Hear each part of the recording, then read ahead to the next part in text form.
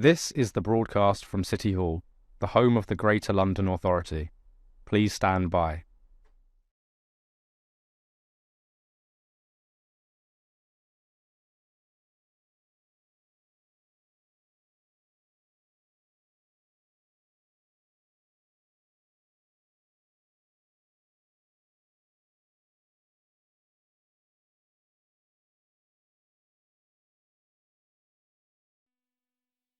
This is the broadcast from City Hall, the home of the Greater London Authority.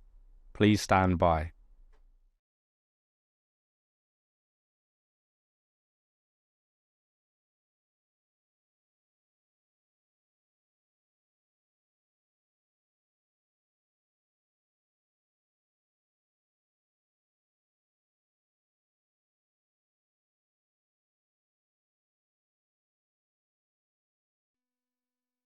This is the broadcast from City Hall, the home of the Greater London Authority.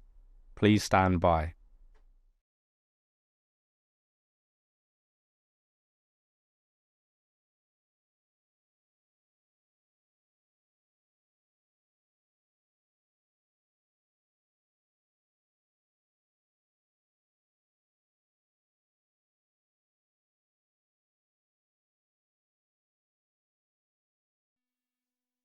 This is the broadcast from City Hall, the home of the Greater London Authority. Please stand by.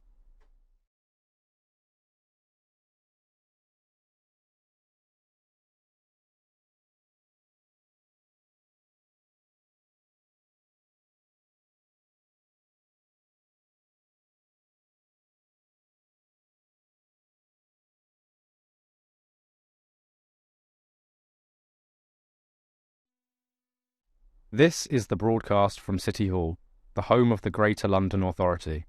Please stand by.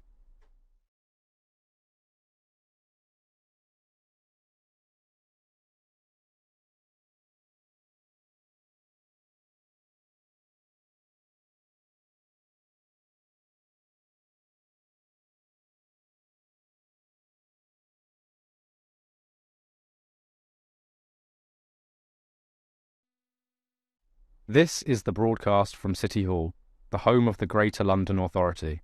Please stand by.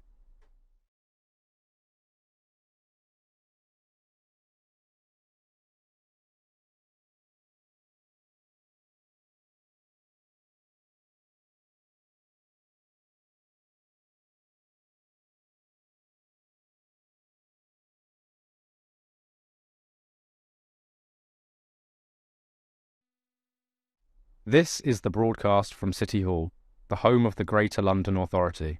Please stand by.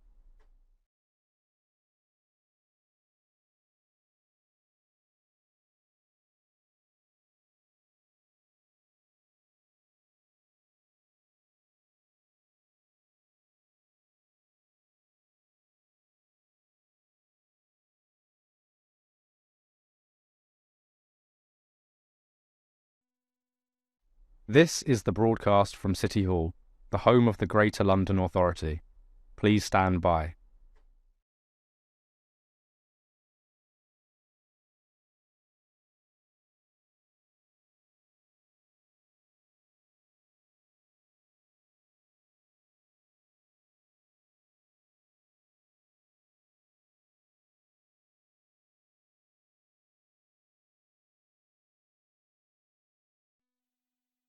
This is the broadcast from City Hall, the home of the Greater London Authority.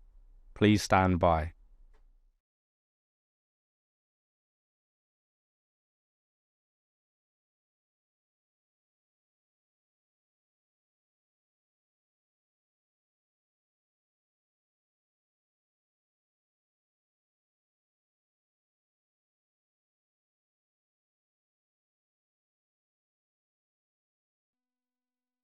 This is the broadcast from City Hall, the home of the Greater London Authority.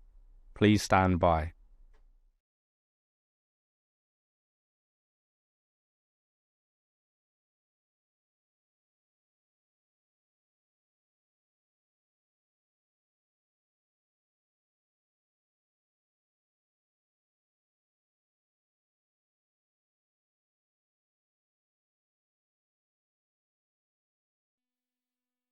This is the broadcast from City Hall, the home of the Greater London Authority. Please stand by.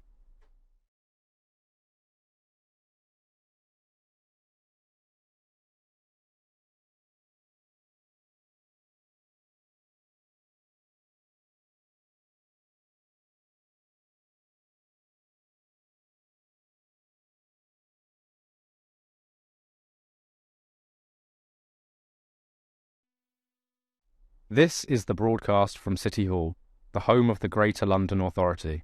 Please stand by.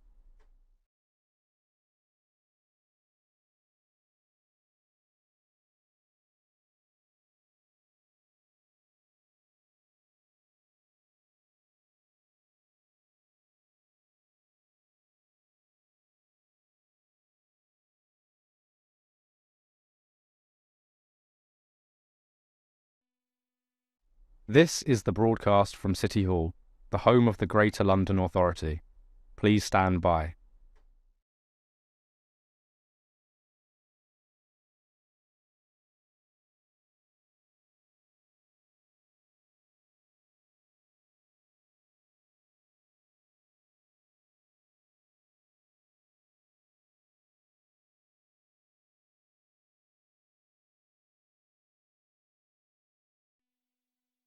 This is the broadcast from City Hall, the home of the Greater London Authority. Please stand by.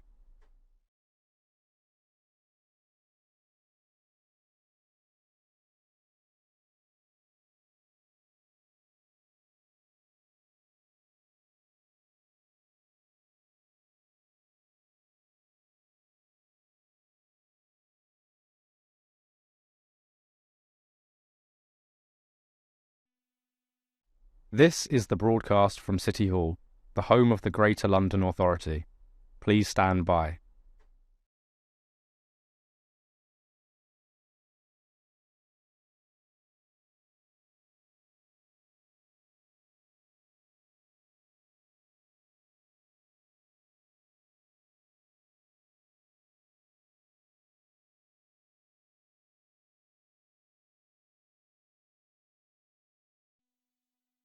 This is the broadcast from City Hall, the home of the Greater London Authority. Please stand by.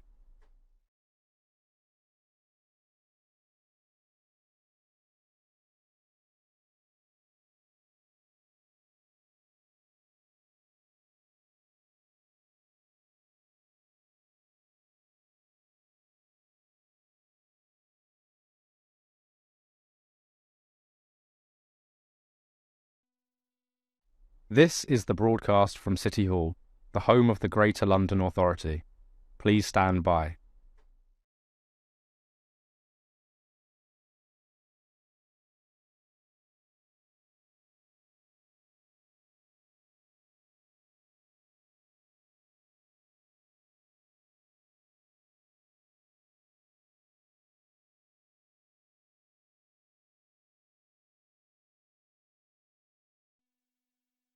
This is the broadcast from City Hall, the home of the Greater London Authority. Please stand by.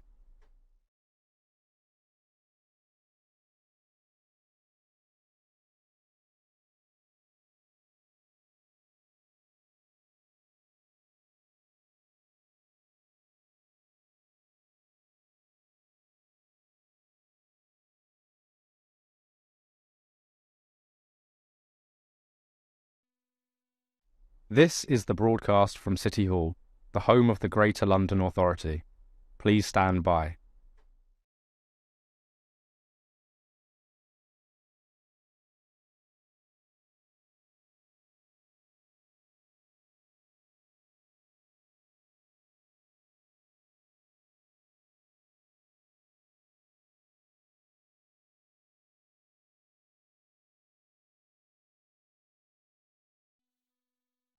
This is the broadcast from City Hall, the home of the Greater London Authority. Please stand by.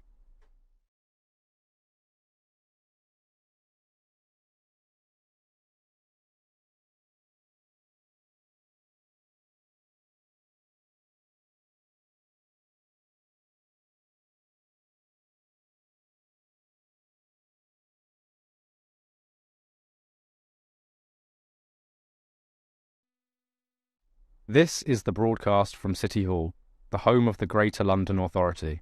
Please stand by.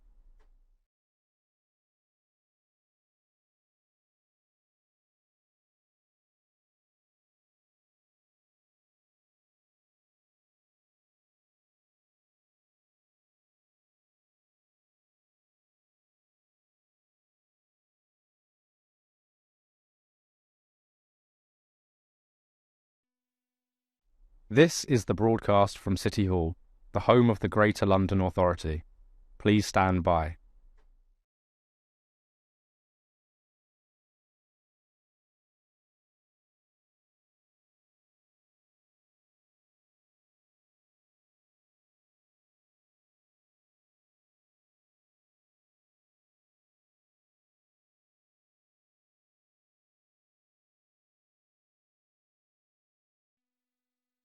This is the broadcast from City Hall, the home of the Greater London Authority. Please stand by.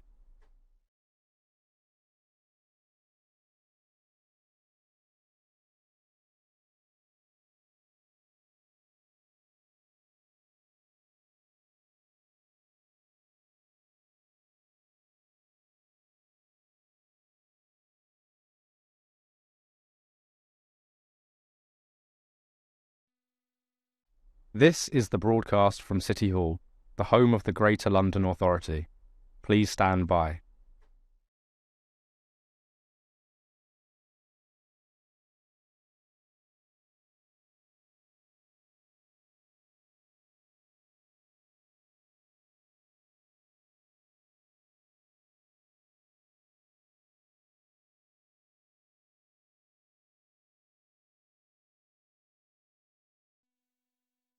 This is the broadcast from City Hall, the home of the Greater London Authority.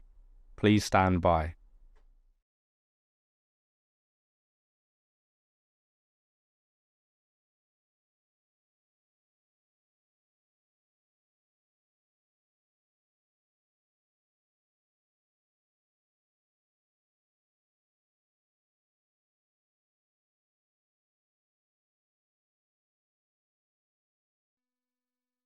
This is the broadcast from City Hall, the home of the Greater London Authority. Please stand by.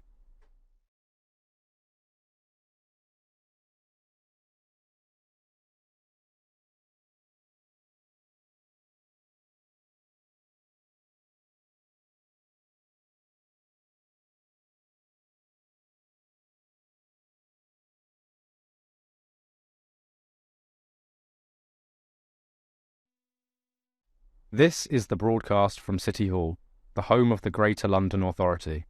Please stand by.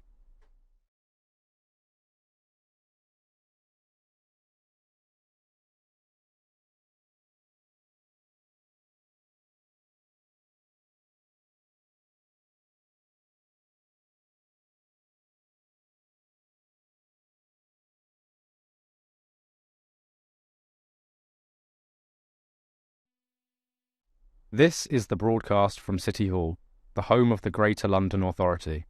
Please stand by.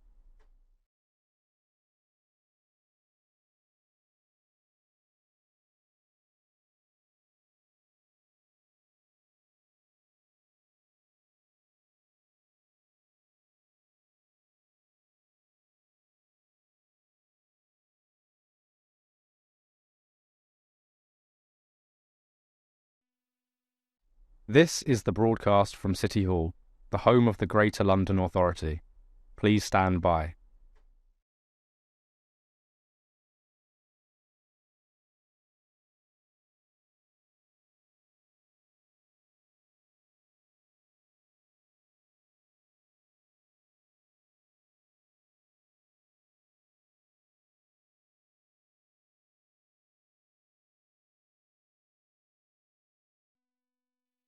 This is the broadcast from City Hall, the home of the Greater London Authority.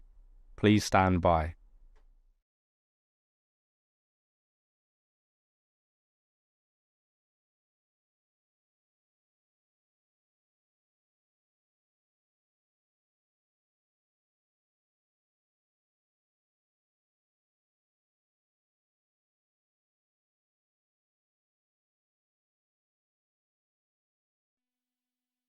This is the broadcast from City Hall, the home of the Greater London Authority.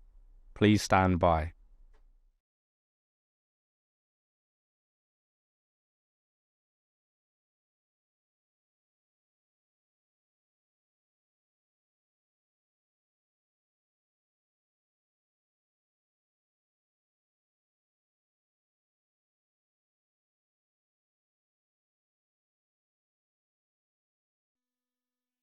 This is the broadcast from City Hall, the home of the Greater London Authority. Please stand by.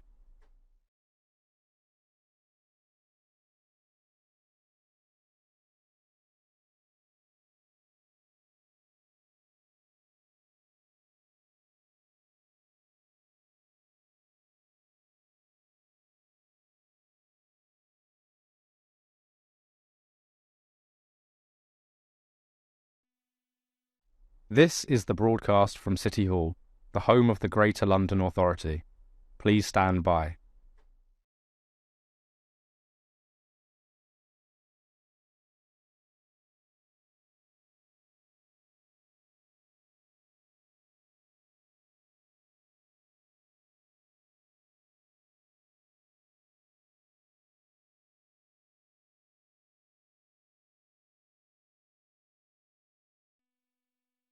This is the broadcast from City Hall, the home of the Greater London Authority. Please stand by.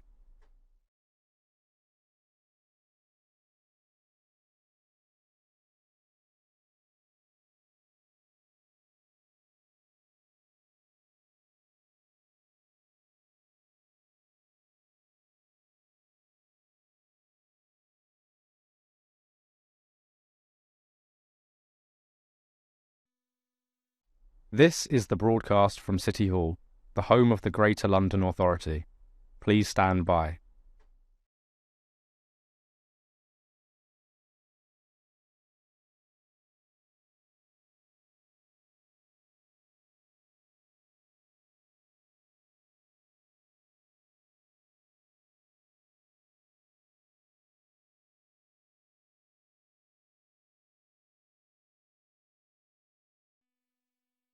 This is the broadcast from City Hall, the home of the Greater London Authority. Please stand by.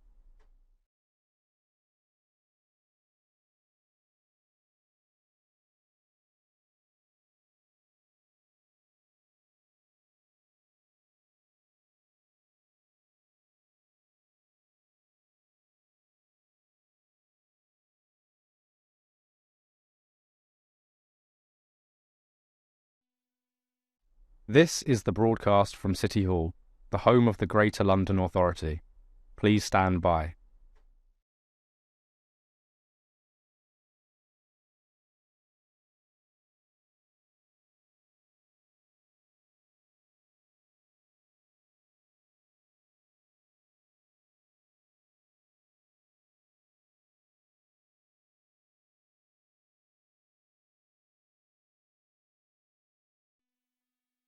This is the broadcast from City Hall, the home of the Greater London Authority.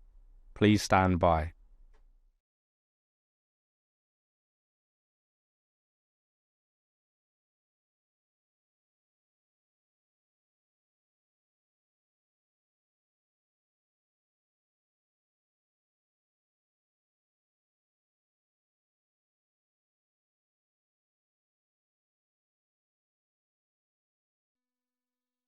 This is the broadcast from City Hall, the home of the Greater London Authority. Please stand by.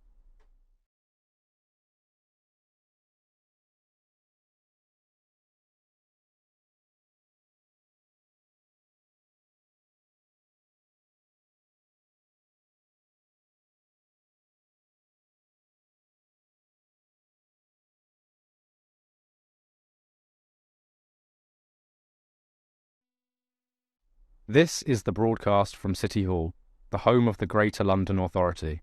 Please stand by.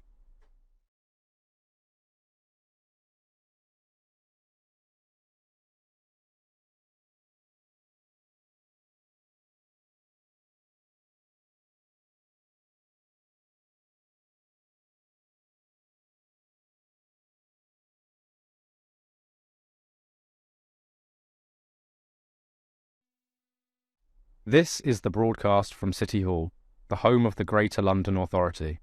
Please stand by.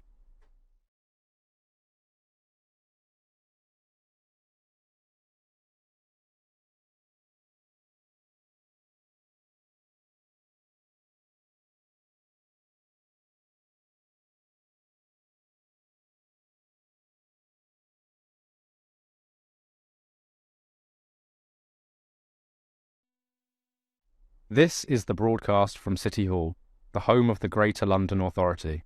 Please stand by.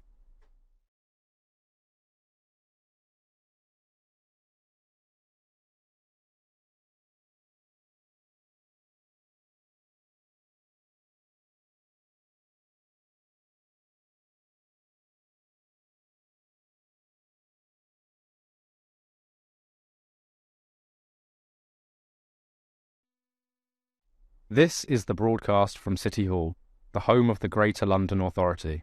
Please stand by.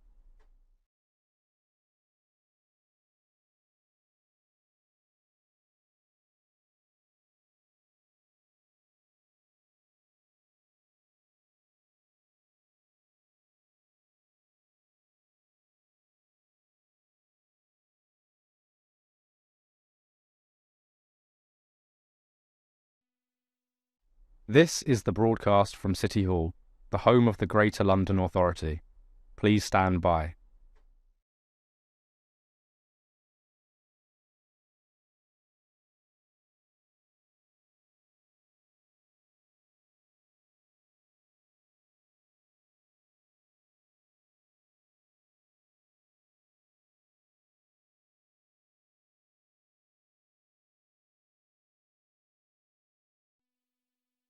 This is the broadcast from City Hall, the home of the Greater London Authority. Please stand by.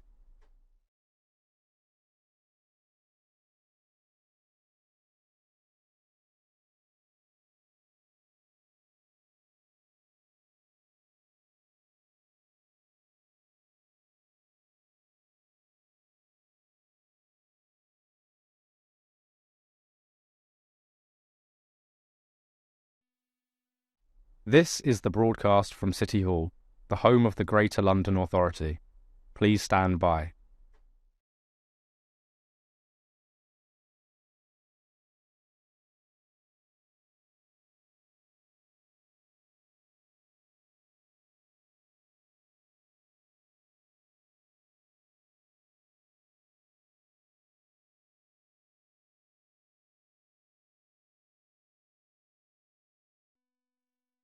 This is the broadcast from City Hall, the home of the Greater London Authority.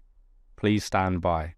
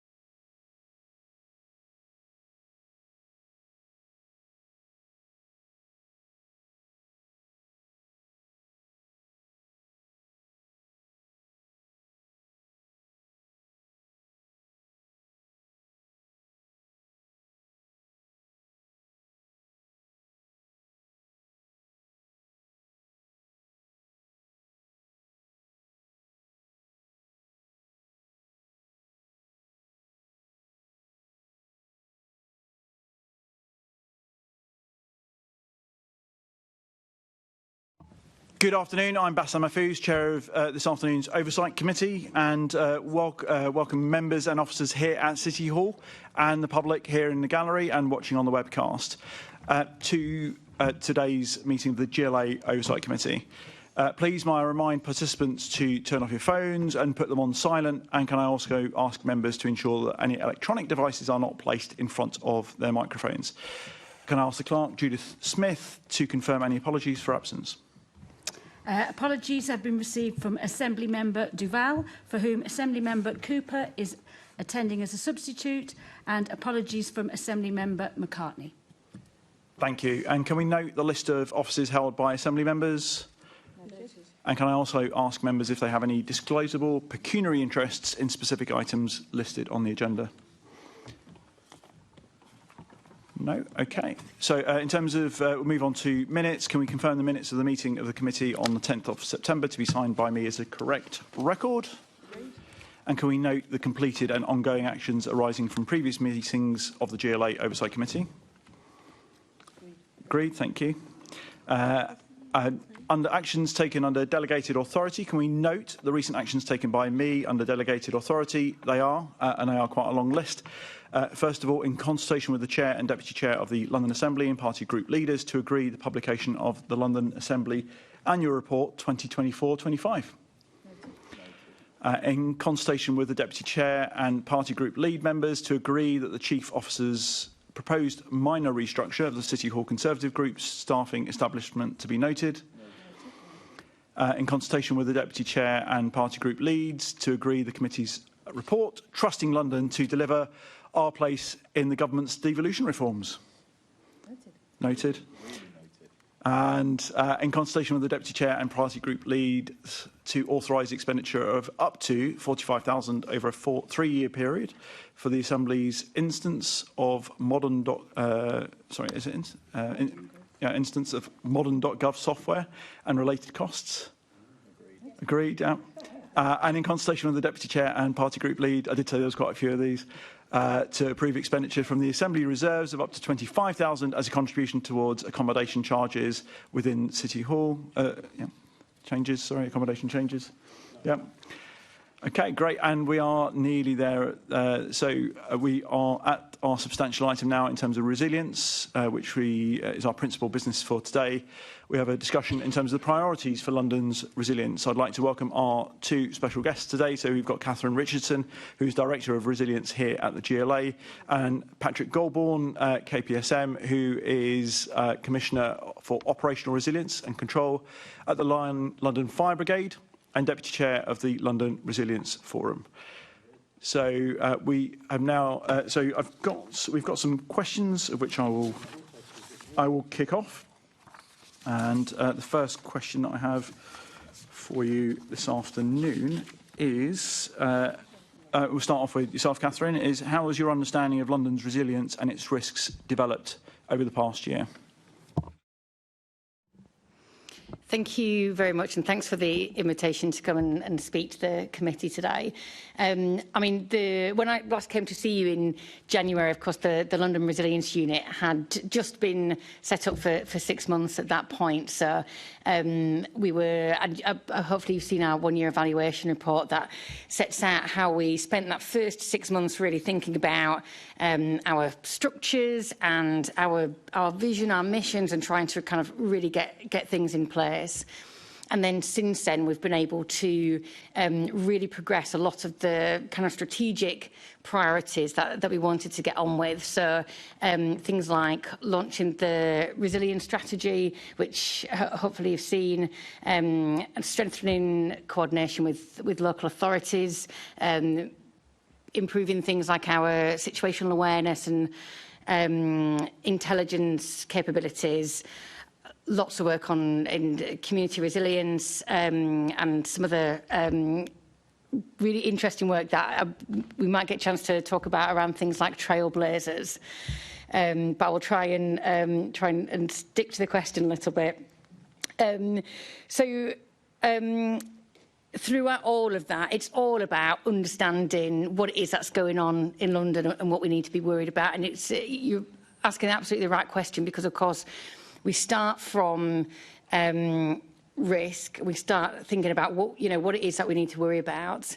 And in London, we face virtually all the same risks as in other cities and in other places, but either the threat is more significant or the consequences are much more severe because of the great city we're in, with all the people, the centres for government, culture, tourism, business and everything else.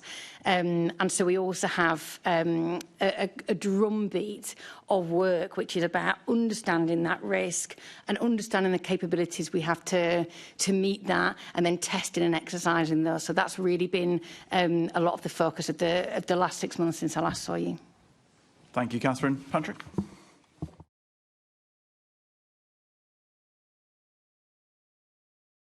One is it? There's the right.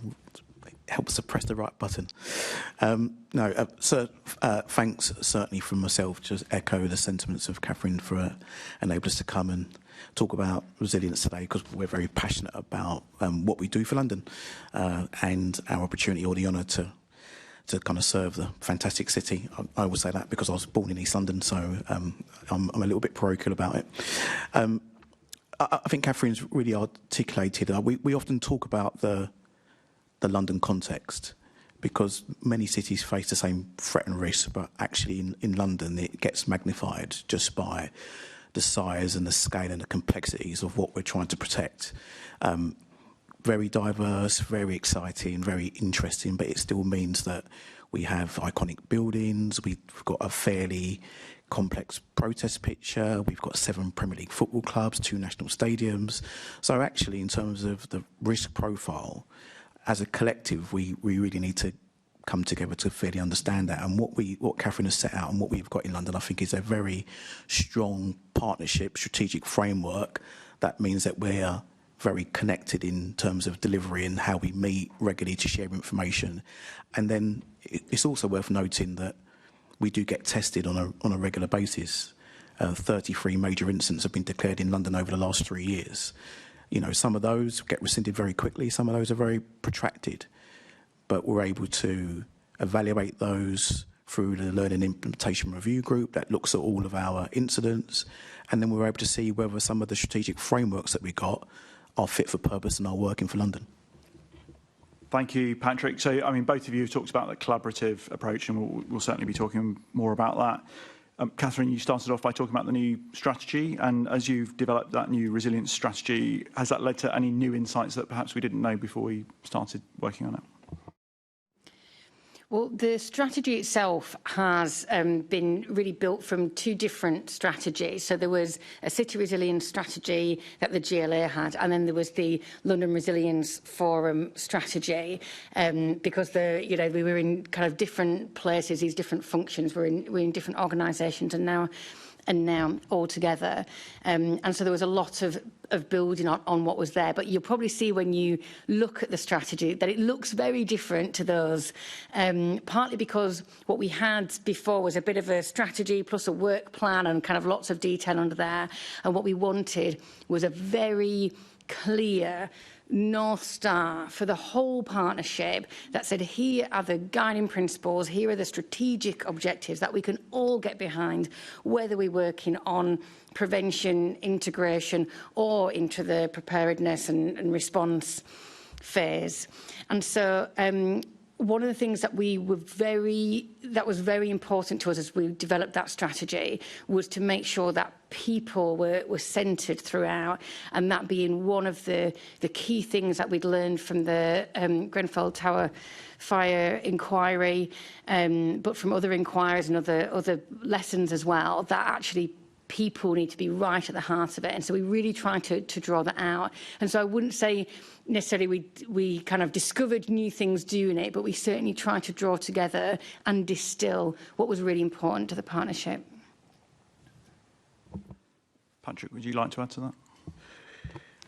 Yeah, I mean, Catherine's answer has been very comprehensive. I think I would add to that, though, that we had a really extensive discussion in the London Resilience Forum. And when you look at the forum with the strategic commitment to that forum chaired by David Bellamy and myself and Kim Wright, who's the chief executive of Brent, who attend. That discussion across the partnership, I think, shows the length and the strength of the collaboration. And it's worth also noting that what sits beneath the London Resilience Forum in terms of the London Resilience Programme Board that's able to make some decisions and deliver some of the activities and some of the work, and then some really strong subgroups and partnership groups that sit beneath that to ensure that the strategy gets delivered from a strategic level all the way through to operational level. And we can talk a bit around those subgroups, including the faith sector, the voluntary sector, the blue light panel, etc. So actually the strategic framework is very comprehensive, that enables the strategy to be delivered.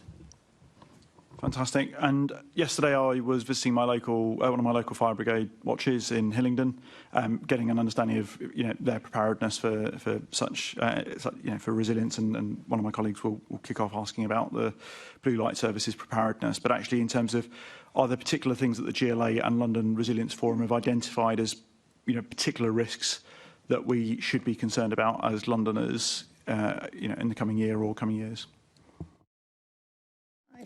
I'll kick off, and Pat might want to join. So the London Resilience Forum takes the National Risk Register from the Cabinet Office, and it will look at, through one of its risk groups, what does this mean for London? Because, of course, there's lots of very high impact, very consequential risks that in London perhaps we can't do very much about. So severe space weather, as an example, isn't something that we're going to spend a lot of time kind of working on necessarily. And so really we want to think about what are the risks that are either specific, more important for London, or where we can really make a difference. And a lot of that work goes on at those kind of sub LRF level. But I mean, just to draw out one risk that the LRF did discuss in detail at a strategic level was cyber, which we discussed in the February London Resilience Forum. And clearly that, alongside risks from hostile states and climate change, is one of the risks that is kind of increasing. And of course, we will be coming back to ask specific questions about cybersecurity a bit later. So, but anything you wanted to add, Patrick? Yeah, and just to add, and certainly the changing risk picture, and certainly the changing threat and risk picture is very, very topical. Just recently, Catherine's team within the London Resilience Unit just looked at what they deem as London's top 10 risks, and Catherine's talked to a bit of space weather, which is probably the most unusual one, but it's actually quite pertinent because what it can do to things like telecommunications. I think terrorism also is high up on the agenda, and there's some slants to terrorism because there's some concerns around, is there a state threat activity that we need to consider, and do we have the right requirements, capabilities, even up to the right security levels to make sure that we can work together and share the right information. But there, across the top list, there are things that we've dealt with already, like, pandemic is still there, and many of you know there's a national exercise ongoing called Exercise Pegasus. So actually against those risks, it's good to check off that there is, number one, the right frameworks to deal with those risks across the London Resilience Unit, and we are doing a test and an exercising to make sure that we are prepared. Thank you. I'll hand over to Assemblymember Bukhari. Thank you, Chair. So in terms of the GLA's London Resilience team and the wider resilience structures and the way they're convening, coordinating with the Blue Light Services, are you confident that the Blue Light Services in London are in a good state of readiness for an incident that requires a resilience response? And so we... not just through the London Resilience Forum, we work closely with Blue Light Services and, in fact, all kinds of organisations, faith and community organisations as well. The London Resilience Partnership is made up of 200 organisations. And so the Blue Light Services are a key part of that. And so, of course, we have representation from those services at the London Resilience Forum. But that only meets 3 times a year. And as you'd expect, we work very closely with Blue Light's colleagues all of the time, really. I mean, you know, hopefully you can tell that Pat and I spend a lot of time together and do with other colleagues as well.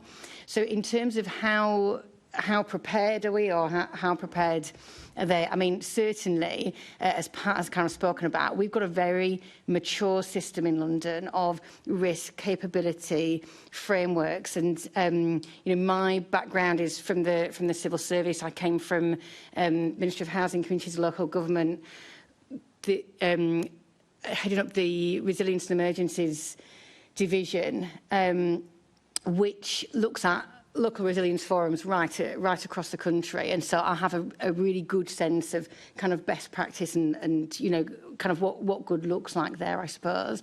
And so I think we can be confident through those structures that we have that is there. And if I could just add one more thing, and Pat might want to add something too, that each of those organisations has its own kind of level of assurance and checking. So of course all the blue light services will already have their kind of external auditing, if you like, about how ready and prepared they are.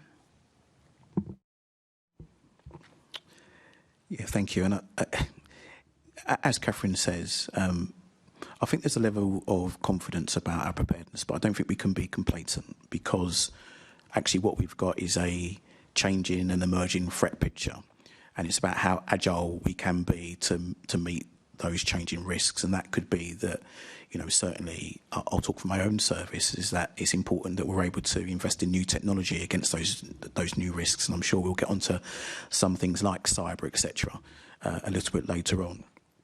But whilst it's a challenge, I feel that, you know, I talk to the volume of response that we deliver, and the performance shows that actually we are prepared and can deliver the right service to London.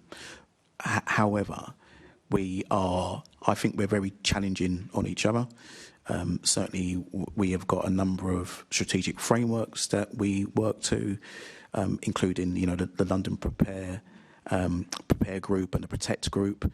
I co-chair that with colleagues from Metropolitan Police. We meet every month and we go through it, you know, the risks in London, our performance in a level of detail to challenge ourselves to make sure that we are prepared. So, yes, there is lots of work in this space, but it's also challenging because it's moving so quickly. I mean, you're talking about the challenges. So I presume that you mean that while you're going through that process to make sure that you are ready and you are prepared, that you're aware of what you need to flag just in case you're not ready and not prepared. So can you kind of go into how you're testing that, and what kind of process are you going through to be assured also to flag the concerns that you may have? What are you doing in terms of that? Yeah, of course. If I could put a bit of CCTV on Wellington Barracks right now, you would see multi-agency teams working, and they've been there since 8 o'clock this morning, looking at capability across London, and not only about Category 1 responders. We've got Category 2 responders. We've got local authorities there. The military are giving talks about home defence and what military assistance would mean. Our colleagues from London Ambulance Service are giving talks about the Joint Emergency Services interoperability principles. And right across the piece, you know, whether it's the London Fire Brigade and specialist teams are there working with the partnership. And we've got over 500 people from across London, including London councils, today looking around our preparedness and our capabilities. That's just part of an example about how we in London are challenging ourselves to ensure that we're ready. And some of those groups that I've talked to, like the London Prepare Group, they look at our performance and they look at emerging threats. Some of that comes from the security service. A lot of that comes from policing, who were able to give us the intelligence to say, we feel this might be a concern to London. Have we got the necessary information, the necessary connectivity, the necessary capability to meet the emerging threats and risks? And that conversation is a deep and ongoing conversation right across the partnership. Yeah, so sometimes, you know, there are some tough questions you have to ask, and sometimes some tough decisions that you have to make as well. And public safety is probably one of those areas that you might make a challenging decision. that I'm sure that you probably would like some support with when those decisions are being made. I presume that's the case, that is what you'd prefer? Yes, but I think that it's worth noting that I think one thing that I think that London and the London Resilience Forum and having strategic support and partnership is that actually across the partnership we do help each other.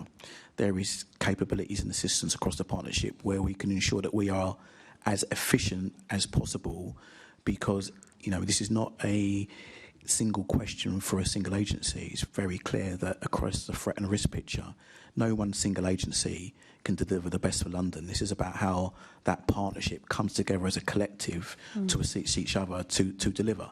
So there are some challenging questions, and there is also a position that we might ask for assistance, but the first port of call is actually how do we work together as a partnership, and we do resolve many of those issues ourselves. Yeah, thank you. And just my last question is, you haven't mentioned funding. Is that also something that you're grappling with to make sure that you are ready to deal with any potential challenge as well? Yeah, I mean, funding, for emergency services is always a challenge, but it should be a challenge because we should always ensure that we are being as efficient as we can with the public funds. The part that I would say is the threat and risk picture means that we are looking at things like new technology to ensure that we can deliver the best service we can. And new technology and sometimes emerging technology means additional costs, and then we need to see how do we, is it appropriate? Does it meet the threat and risk picture? And is that something that we should look to invest in? And there is a real strong governance process to see whether it's appropriate or not. So yes, absolutely, funding and making sure that we maintain our budgets is exceptionally important. I think it's absolutely right that we scrutinise our funding to make sure we're efficient. But in an emerging threat and risk picture, there is always something that we may be looking at to invest in to make sure that we can improve our response against an emerging threat. Okay, thank you very much. Thank you. Next up, Assembly Member Best. Thank you, Catherine. I wanted to come to you first to discuss the elephant in the room around staffing in the blue light services. So over the last 2 years, there's been a reduction of 3,800 officers and staff. There's planned to be a further reduction of police officers down to 322 per 100,000 people. That'll be the lowest it's been in 2 decades. So not even on the day-to-day, if we're talking about major incidents, how on earth will we deal with that? And how on earth will we deal with the secondary investigation when we think about the fact that Grenfell, for example, there's still, I think it's around 150 officers and 30 staff working on that secondary investigation. Thank you. I think Pat has already said some important things around, we kind of should be challenged, and also that in any kind of major incident or event, it's always going to be a stretch. There's no city in the world who is resourced, ready to go for some of the huge incidents that happen. I'm sure that the Mayor and Mark Riley would comment on the kind of police funding specifically, but certainly when it comes to the kind of resilience system as a whole, I would say yes, our blue lights partners are crucial, and it's crucial that they are funded well enough to do that.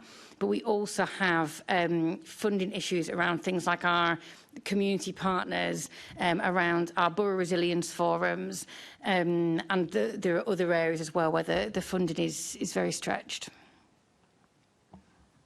Do you mean in terms of that plugging the gap? Is that how you foresee, for example, we're talking about losing an extraordinarily high amount of officers and staff. Are you talking about those community and borough groups being able to plug gaps in times of crisis? So I wouldn't frame it like that. I would say that community groups are already the first responders to any incident. It's always the community that steps up first. They're involved all the way through, and they're often the last to leave as well. So I wouldn't say that they're filling in a gap, but rather they're already playing a really important role in doing that. and needing the funding to do it. And likewise, the Borough Resilience Forums, they're doing something different to what we do at the kind of London Resilience Forum strategic space, but they don't receive specific funding to do that. So they're not kind of well resourced enough to do what it is that they need to do. So it's pretty bleak then. So to lose the officers, and then we're looking, for example, at having forensic staff looking at striking in London. It's very hard then to maintain that resilience, isn't it? Because, like you're saying, there's nothing that really plugs the gap of losing those blue light service officers. I think it's difficult for me to comment further on the police funding. I think it's probably more a question for the mayor or for Mark Rowley. Do you think in terms of resilience planning, though, it clearly plays a part, right? If you don't have as much blue light service capacity to call on, then surely that affects your job in preparing for crisis. Yeah, of course. And I mean, as Pat said, you know, there's something about leaning on each other and the different services. But of course, any service losing funding or losing people, whether it's the police or, you know, it could be the NHS or any other partner, will have an impact on the whole system. Okay, thank you. And Pat, I just wondered if you could say perhaps a little bit about the Joint Emergency Services program, interoperability programme, and the Iron Titan exercise. And maybe, Catherine, you wanted to say something as well. Well, I could talk about GESIP all day long. I'd probably end up boring everybody, but it's essential, and actually to probably build on the answer that Catherine has said. Actually, there are some challenging decisions to be made around resilience for the emergency services, but it's also worth saying that where there are challenging financial times, it also pushes us into looking at where we can be much more efficient as well across the services. And I think that you've seen that in terms of, you know, collaboration with the voluntary sector. I think how we work better with local authorities, and you've seen some of the responses. You know, it's probably not my place to talk for policing, but actually you've seen some decisions are like right care, right person, where the emergency services have come together to make sure that we are, you know, who's the most appropriate agency to go to some of these calls. I think it would be fair to say a lot of people, especially within the NHS, would question how well that's worked. But I think just to say it's not ultimately a positive thing, it's still quite contested. Deputy Chairman, absolutely. But the point that I was trying to make was the importance of the conversation around the appropriateness of our responses and can we be more effective and efficient. And I'll talk from my own agency about some of the incidents we attend. And, you know, you would have known recently that we've looked at whether we attend automatic fire alarms, for instance, during the day. Is that the best resource for the London Fire Brigade? And are there ways that we can work with businesses to say that there might be a better way to deliver that and still protect Londoners and actually free up time to deliver the additional resilience that we need? So whilst, you know, I've expressed that funding's pressured and welcome, it's not a singular answer. There are other ways that we're looking at efficiencies across the emergency services. And the Joint Emergency Services interoperability principles are exactly that. That ensures that we collaborate and work together to see the best way that we can provide the services for London. And, you know, is there overlap? Is there overlap in our services? Which agencies is the most appropriate to attend some of the calls that we go to? And there are calls and resilience where we have to come together as a collective. So it's difficult to give a singular answer, but actually the collaboration and the joint working, I think, has pushed us into a place where we're always looking at effectiveness and efficiency across the services. Okay, but obviously highlighted a number of challenges.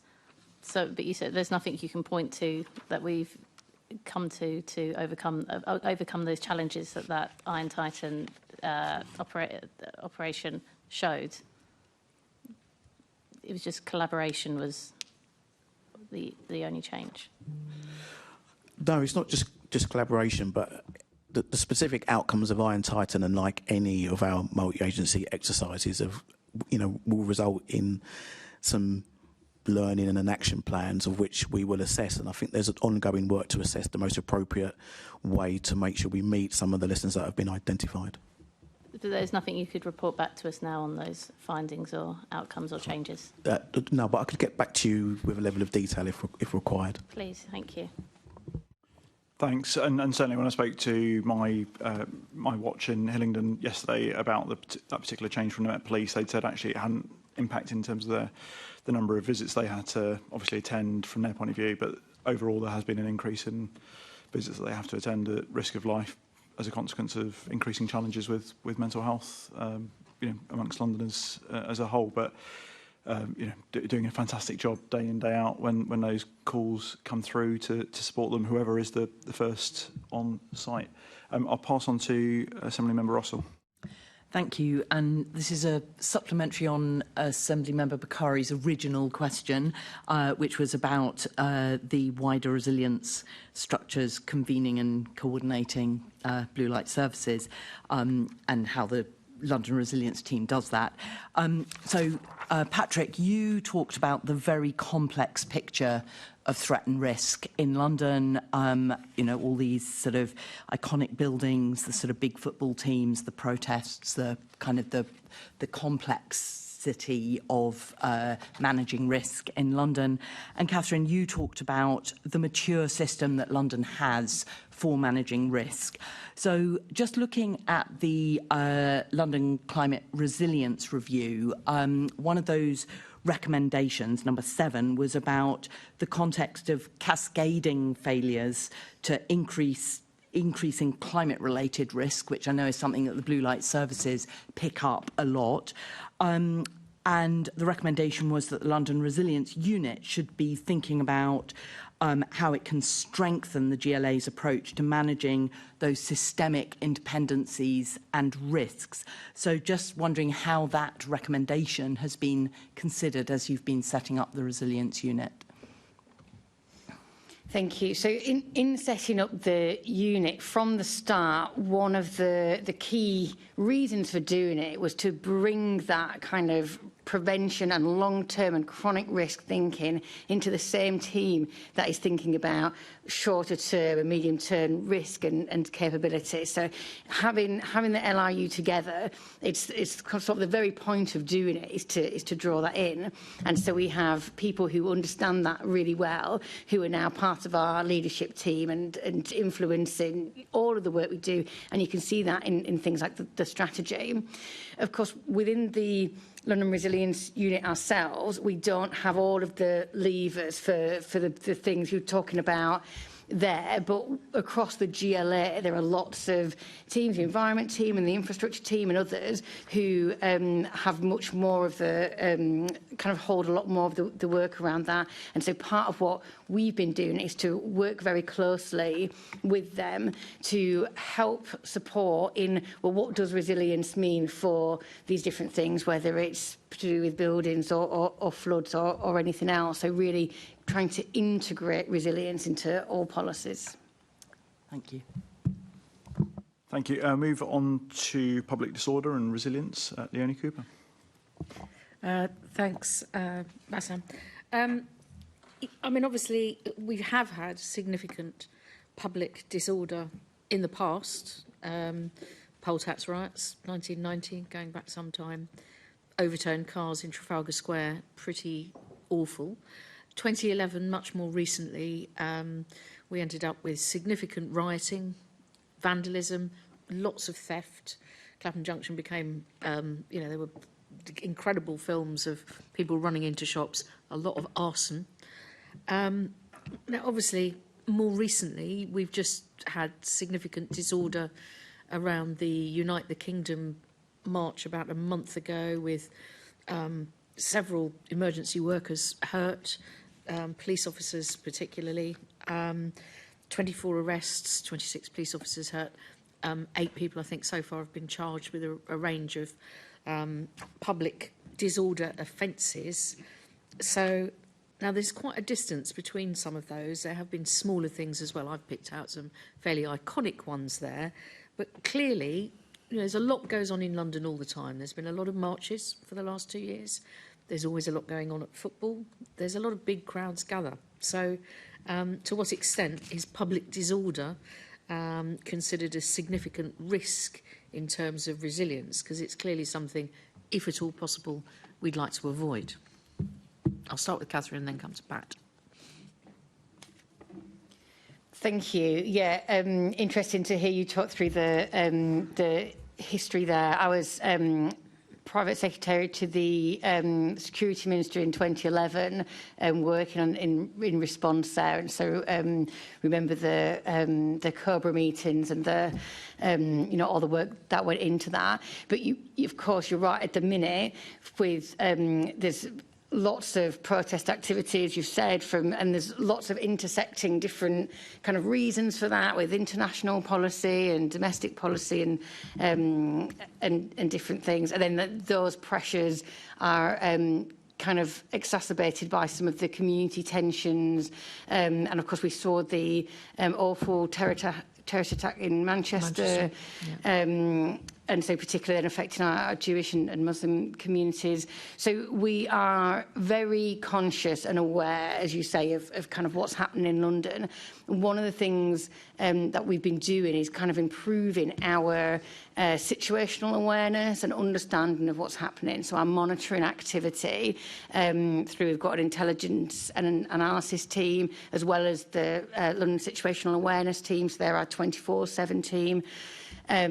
Helping us to understand what's happening in London, and really importantly to share that with our partners. And so from that we hold lots of call them gold meetings, so senior strategic meetings to kind of really understand what's going on. And that's more kind of addressing the drumbeat, whilst at the same time taking that step back and thinking strategically what this means. Because of course, it was, as we've kind of touched on, there's so many risks facing London and so much happening, and our resources are limited, and so we have to think quite carefully about where to really focus and to make sure it is proportionate. Yeah, I guess I'm asking you both about the sort of the overall strategic approach and then the sort of more operational side of it, to try and actually make sure that all of the things that are happening, some of them in response to things that may have happened somewhere else in the country, the attack in Peacehaven on the mosque there, as well as the Heaton Park synagogue. But then, we need to make sure, having done that situational awareness, that we've got the operational side of it correct, so that things aren't able to develop. I'll just come to you, Pat, 'cause I'm sure you'd like to add to what Catherine has been saying. Thank you. I think there's a couple of parts to this. I talked earlier about the London context, and when we talk about protest, actually we prepare for protest pretty much every week, and there is never a week where it's a singular issue in London, because colleagues can have protests, we can have major concerts, we can have major events, we can have major football matches all running simultaneously. So what we do have is we have a very robust kind of strategic process to make sure that multi-agency partners meet multiple times each week to share the intelligence and then distill that down into either operational event plans and operational delivery. In that strategic framework, what it then does allow us to do is to escalate once we start to identify those protests or football matches or events that come at higher risk, where the intelligence tells us that it may be slightly different. And that may mean additional measures need to be put in place, whether they be resources or command structures, but we can be agile enough to ensure that they get implemented. And I think you see that on a weekly basis in London, that actually London runs very, very well whilst these events carry on and it looks like business as usual. But what you do point to is those extreme events where we must put in special arrangements because the risk has increased, whether that be for violence or others. We are fortunate in London that across the emergency services we also have national capabilities, whether it's us in the London Fire Brigade, certainly our Metropolitan Police Services for counter-terrorism policing, and the London Ambulance Service for the Emergency Capabilities Unit. So we are also able to get intelligence from around the country and feed that into London to see if there's going to be an impact fairly quickly. So, I mean, you touched on it there. You said that there's sort of very regular contacts between the various blue light services, if I can use the jargon, to bring down the police, the ambulance and the fire brigade into the blue light services. How do you, on a practical basis each week, then coordinate with one another to prepare for and to prevent, hopefully as well, public disorder, without obviously revealing anything that would be awkward, shall we say? Well, we've got a great relationship with the Metropolitan Police. I can't release any secrets because they won't be very happy with me. No. But just to put it into context, and it probably will talk to the importance of our resilience and our resourcing. At least 3 times each week, the partnership comes together not only to look, and that's outside of gold meetings for specific events. That is just regularly that we come together to assess exactly what is it we are preparing for each week in London. Each week in London, our colleagues in the London Resilience Unit look at the events and demonstration summary, which is risk assessed and shared across the partnership. Each week, the insight and analysis team looks at intelligence and shares that across the partnership. This is a battle rhythm that runs daily through the partnership to make sure that we are prepared. Even to the Friday afternoon, midday, the London Resilience Unit hosts a partnership call. Each partner talks about their preparedness for the weekend. Each partner details what they've been through for the week and talks about their resourcing for the following week through the London Situational Awareness System, and that is shared in a report. So by the time we get to around 1400 on a Friday, you've got a great situational awareness about our preparedness and documented around some of the risks and challenges that we face. So, what I talk to is a very strong and robust systems approach to make sure that we can meet the needs for London. Now, I know this isn't a London-based occurrence, but there has been a decision made in Birmingham to say that an event, a football match, due to take place between a Birmingham-based team and an Israeli team should not go ahead. And I presume that is based on situational analysis of the kind that you've just been talking about. I don't remember that ever happening as something that we felt that we needed to say in London. Is that correct? I'm not going to ask you to speculate about how they got to that decision because you're not part of those discussions. Yeah, I mean, I don't think we've had to, but I think that's probably a question that the police would have to answer because obviously between the police and the local authority, they deliver the licensing and talk to those who are looking to protest, or they talk to individual football clubs around the risk of certainly those registered as category football matches. But what I will say is that what's really clear is London always is, as a partnership, comes together and is prepared to make sure we can protect London against every eventuality. And should an event occur, and even one with significant risk that may be identified, we would ensure that we will deliver or put in place the appropriate measures. And that can be tiered.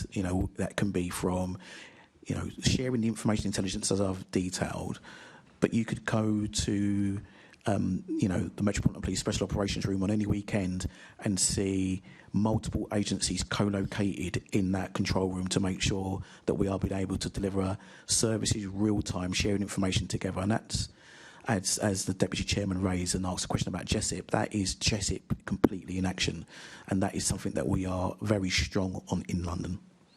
Thank you. Can I come to you then, Catherine, on that same issue about, we've obviously moved on because there was a period in the past where that kind of behaviour that has been ascribed to the away supporters was quite common amongst supporters of a number of London teams. I won't say their names necessarily because I think they have also moved on in terms of allowing their supporters to steam through local housing estates and just beat people up, which is something that used to happen in the past. And I won't say it was tolerated, but it wasn't stopped. Are you aware, and obviously you had a previous life before you came to your current role, of any occasions when, a match has been asked to be played behind closed doors in the way that has been suggested that this one should be in London or indeed anywhere else? I'm not aware of any, but I'm not certain that I would have been kind of in the roles that I've had. I think it might have hit the news. Well, I think we might have known about it. But it's interesting to hear your answer there about the focus that we maintain in London. I don't know whether you want to add anything to that, because obviously it's not.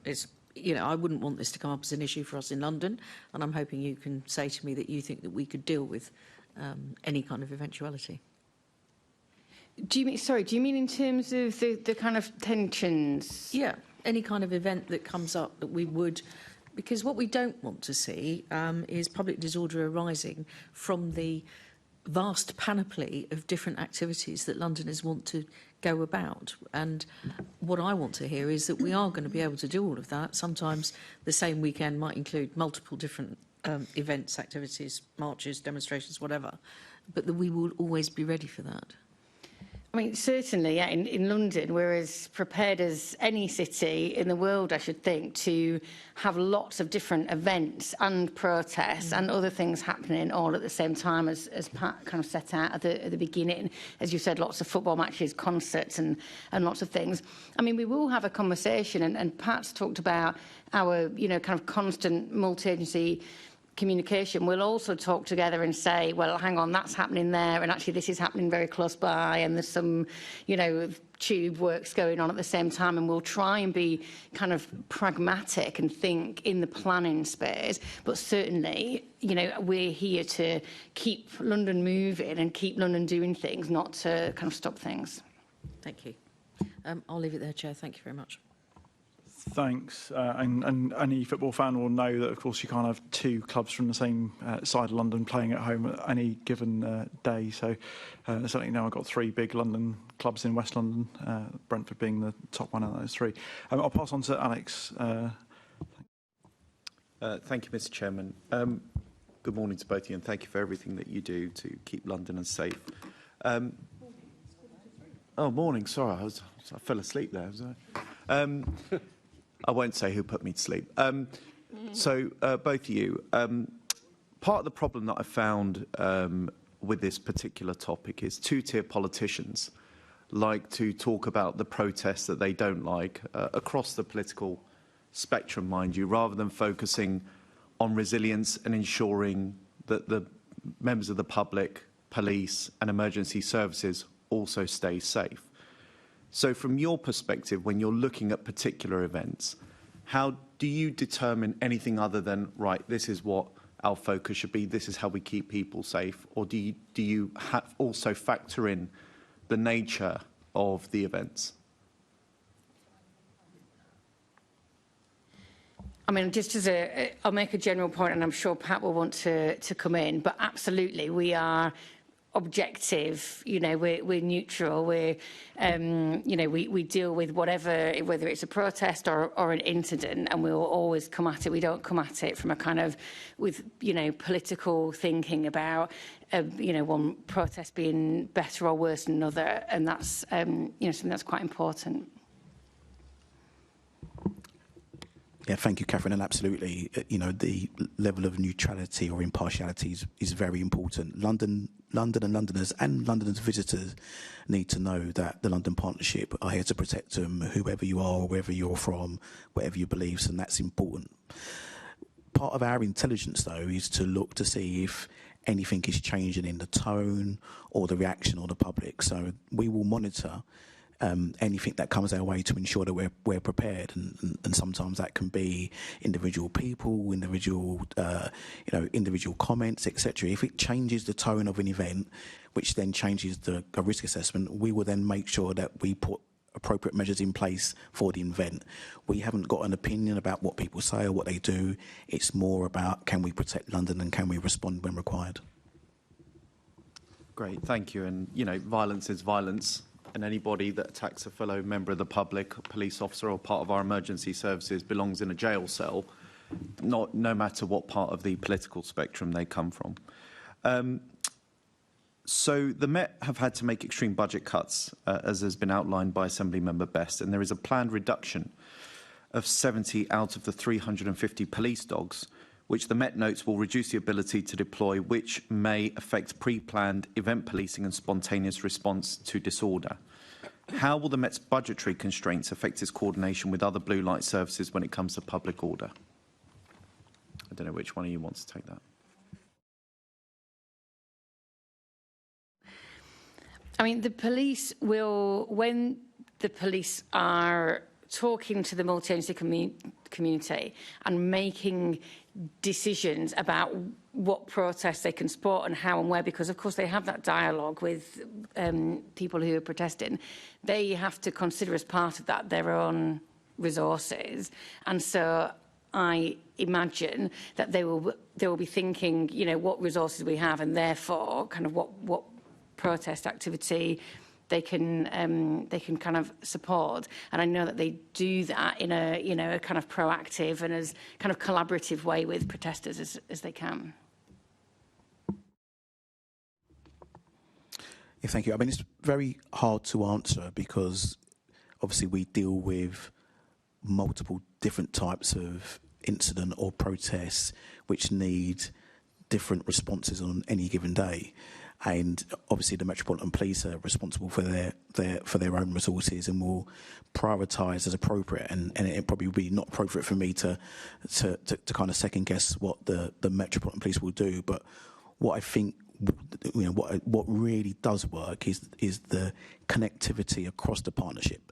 So if there is a risk and if there is any capability that the Metropolitan didn't think police were able to deliver, and I'm saying the Metropolitan Police, but it's also worth remembering that we work with the City of London Police and the British Transport Police on a daily basis.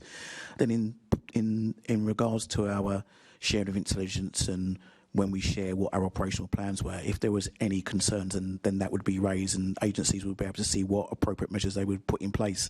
It's very hard to talk about individual, because each kind of event or circumstance is dealt with on an individual basis, and it'll be very, very hard to surmise. I think, Patrick, you're being extremely diplomatic, which is in many respects a good thing. But I think the aim of my question is to understand, yes, I've used the Met Police as one example, but the thing, my understanding is when it comes to resilience, you know, it has to be across the board, right? What is our capacity at any given time, whether pre-planned or spontaneous issues that arise? So therefore, yes, I've mentioned police dogs, but, you know, if we're looking, you know, I think there's been cuts to, the horses as well, you know, cuts to the number of officers, backroom staff, fire brigade's got its own funding issues and all these sorts of things. So I guess what I'm trying to get at, is there a sort of I'm using layman's terms because I'm sure you've got very technical language for it, but in terms of a RAG rating of where we are across the board at any given time in our preparedness and resilience. I mean, how does that exist, and how do you sort of determine it, I guess?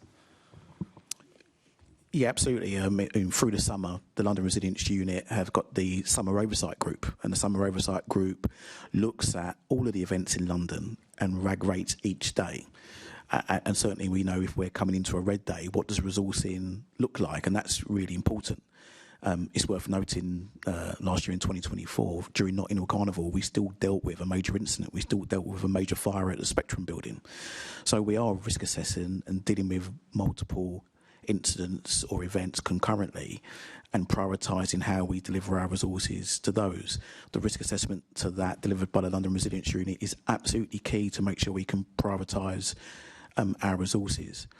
I think it's also worth mentioning that one of the differences now across London is London, whilst I'm very very proud of the city that I've born and grown up and work in, I get the honour to work in, it's not an island.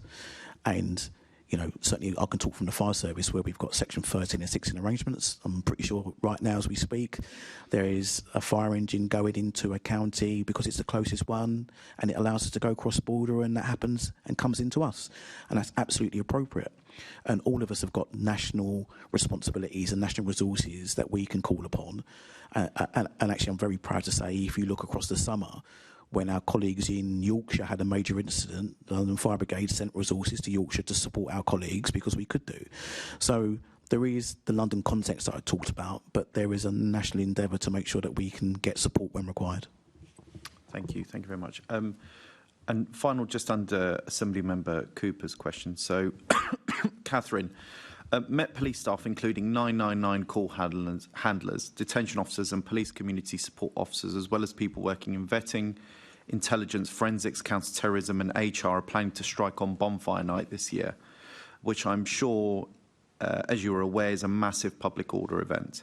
The action is expected to lead to police officers being redeployed at a higher cost to the taxpayer. How is the London Resilience Unit working to reduce this particular weakness for this event? I mean, I think I could just answer from probably quite general principles, which is sort of building on what Pat has said, that we would look at any event, any date, and look at resources on the whole. And we do think about whether there's striking activity, which we might be in any of our organisations. We would kind of take that into account. Thank you. Right. So, how do you plan to counter disinformation and misinformation in the context of risk of public order in London? And is this a resilience matter? Well, I think this answer will also lead into an answer to the previous question. Certainly one thing that I feel that we have improved is the joint communications and how we communicate to the public. And I'll take that in two parts. There's the element of operational response and how we must fill the void pretty quickly when incidents occurred. And I think there's quite a famous stat that I can't remember off the top of my head, but after the London Bridge terror attack, the number of fake accounts and the disinformation that was shared very, very quickly. And we learnt from that. And what we have got is a very, very strong London Resilience Communications group that come together very regularly, who already have pre-prepared lines ready to fill the space, because we have seen misinformation and disinformation cause real community tensions. But going on to the proactive part, which was the question around potential strike action through bonfire night, in London we have been very successful in those key times of, like bonfire night, key events, where we get proactive messaging out to the public and try and get the public to keep themselves safe. And, you would have seen certainly firefighters and other colleagues talking to our wish for going to, well-arranged fireworks displays, bonfire displays, to reduce the amount of injuries and impact. But that message isn't one shared by a single agency. What we have got is the partnership now amplifying that messaging across the piece to reduce risk during that period. And I think that what you will see is a very strong communications campaign from the partnership, which we deliver not only proactively to reduce risk, but in a response to any incident that we have. Could I just add a couple of things on the disinformation point? I mean, firstly, it's a huge challenge, right? It's a huge challenge, and Pat's absolutely right. We've got a brilliant communications group, but again, this is something that all cities and central government, we're in a very difficult space, and it is exponentially becoming more and more of an issue. So we definitely have it in the forefront of our minds. The second thing I wanted to mention is that we've commissioned some research about disinformation specifically to try to understand what that landscape looks like in London and who are the actors and what does it mean, so that hopefully we can build on that to do some more kind of targeted work around it. Well, thank you very much, both of you, for that. I appreciate what you're saying, that people that are involved in protests and issues that arise, that they're the ones that predominantly feed out the misinformation. But then I think we also need to be conscious that politicians have a role to play in this. So for example, the mayor has labelled parts of the anti-ULEZ campaign, anti-LTN campaigns, the Pink Ladies recently as extremist groups. Does that factor into, because a senior politician has said this, that's how you handle particular events? I think I would just refer back to what I said before about we absolutely address everything from a kind of objective point of view, and the mayor obviously will speak for himself. Okay, thank you both very much for your responses. Thank you. Thank you. Assemblymember Bakari. Thank you. Catherine, on the point of misinformation, there is a correlation between misinformation, particularly online, that correlates with the rise in hate crime as well, and hate incidents in London. So how are you monitoring this? Are you using any particular methods to assess that kind of rise of risk and the risk that it poses to your in terms of how you deal with it as a resilience team? And what kind of, are you also just how are you using technology to deal with this as well? Thank you. So I think there's kind of two parts to that. Firstly, I think it's fair to say we're quite near the beginning of some of that kind of journey of addressing it in the way that we would want to, which is why we've commissioned that research. And I hope next time when I come and see you, or in the meantime, could kind of talk a bit more about what that research will produce in terms of a programme of work. The second part of it is, of course, we are monitoring all of the time. We're doing situational awareness all of the time. And so there is something about making sure the London Situational Awareness team are aware of mis and disinformation, and they do have technology and certain computer programs that they use to make sure that they're getting the most accurate information. Thanks, Chair. Kept it short. Thank you very much helping us try and get back on time in terms of our agenda. Over to Assemblymember Prince, who I'm sure will take a leaf out of Assemblymember Bakari's book on that. I'd love to, but no, to start with, obviously I want to talk about the biggest event in London, but I do think, in a way, it's been a bit unfair that you've been asked lots of questions about the Met Police, and obviously, quite rightly, they should be here to speak for themselves. But I'd like to ask you, start with you, Patrick, and then come to you, Catherine. It's a three-part question. It's about Notting Hill Carnival. The first part is, what was your involvement? How did you find this year's carnival? What measures did you put in place this year? The second one is, how did that compare to last year, and what lessons did you learn from last year? Because certainly the Met said it was a better carnival for them. And then finally, what recommendations would you make for next year? Patrick, do you want to kick off with that? Yeah, absolutely. So I've been very fortunate that I have been the London Fire Brigade's Strategic Gold Commander for Notting Hill Carnival over the last 3 or 4 years now.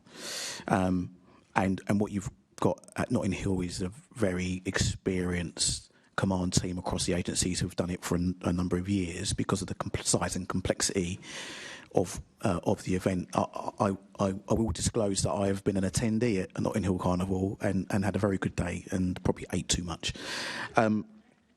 So I've got some deep involvement into Notting Hill Carnival, and I feel that that it's from the London Fire Brigade's point of view, and certainly from a resilience point of view, a huge event that takes place across the streets of London that is, noted worldwide.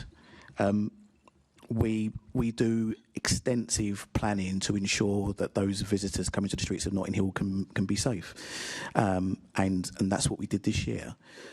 There's lots of unseen work that goes on. So, for example, because the London Fire Brigade in some cases is a regulator for fire safety and fire prevention, our fire safety teams are out at least 10 days before inspecting businesses to ensure around that area that they are compliant. Because, something like Notting Hill on a very operational granular level is full of food stalls and shops and things that are very kind of exciting, but we need to ensure that they operate in a safe way. Those people are out on the ground at Notting Hill every day to make sure people are compliant and will enforce should there be contraventions. We will put around a very extensive event plan for Notting Hill because, like any event that is across the streets of London, we still have a responsibility to ensure that we can meet our average attendance times of 6 and 8 and get resources across footprints, which we do. But that takes extensive planning to make sure we can deliver our service while still supporting Notting Hill Carnival. I think the success of Notting Hill Carnival this year was the length and depth that the partnership went together to pre-plan for Notting Hill. And I remember sitting in a number of meetings delivering an extensive risk register to ensure that actually if we identified risks from Notting Hill from the year before, then we can start to put measures in place with the event organisers to ensure that that we can make it as successful event as possible, noting the complexities that we've had over a number of years. I'm sure our colleagues from the police would speak to that. If you're asking about recommendations, you know, I was part of the strategic and the goal group, and there was real concerns about funding and stewarding, etc. And I would suggest that that I think they're well documented, and for the success of Notting Hill, I sensed from that partnership that it was really key that the investment ensured that they could put out the right stewarding and probably reduce the impact on other agencies to meet the needs of Notting Hill. And I get a sense that that would be quite key next year for another safe and secure carnival, is about how they can deliver that level of support. That's very interesting and very much in line with what I've heard elsewhere. Yeah, thank you. I mean, I think Pat set it all out really well there. I mean, I've also been to Carnival, but probably didn't have quite as much fun because it was last year when I was working to work on some of the strategic coordinating role. So we don't, of course, Notting Hill Carnival, it's not a GLA-led event or, you know, resilience-led event, but because of its in size and importance, we absolutely see having a role there. And so we chaired the strategic coordinating groups that Pat and colleagues from around London were involved in to do, you know, everything that Pat has said there, look at risk, check in, share the very latest situational awareness, and we're also involved in the kind of lessons learned, but we, from a kind of London Resilience Unit perspective, play more of a kind of coordinating role there. From my days at MOPAC, it's quite obvious that certainly the Met and the GLA, not saying you don't, but have to give a lot of support to the organisers. And the point you made, Patrick, about the stewards, very good point. Do you have any plans to do anything about that, to find some extra funding or other ways in which you can help the organisers to plan a bit better and provide more stewards or marshals? I mean, all I'll say on that is, of course, it's a national event, isn't it? You know, so it's a huge event. It's the biggest in Europe, isn't it? And so I know when it comes to funding, there's lots of conversations, including whether central government or you know, other funders can kind of help support. So is that a no then? Well, it wouldn't, you know, to answer the question from my perspective, it wouldn't be, you know, as I say, we play quite a specific role around Notting Hill Carnival, so it isn't something that I would be seeking funding for.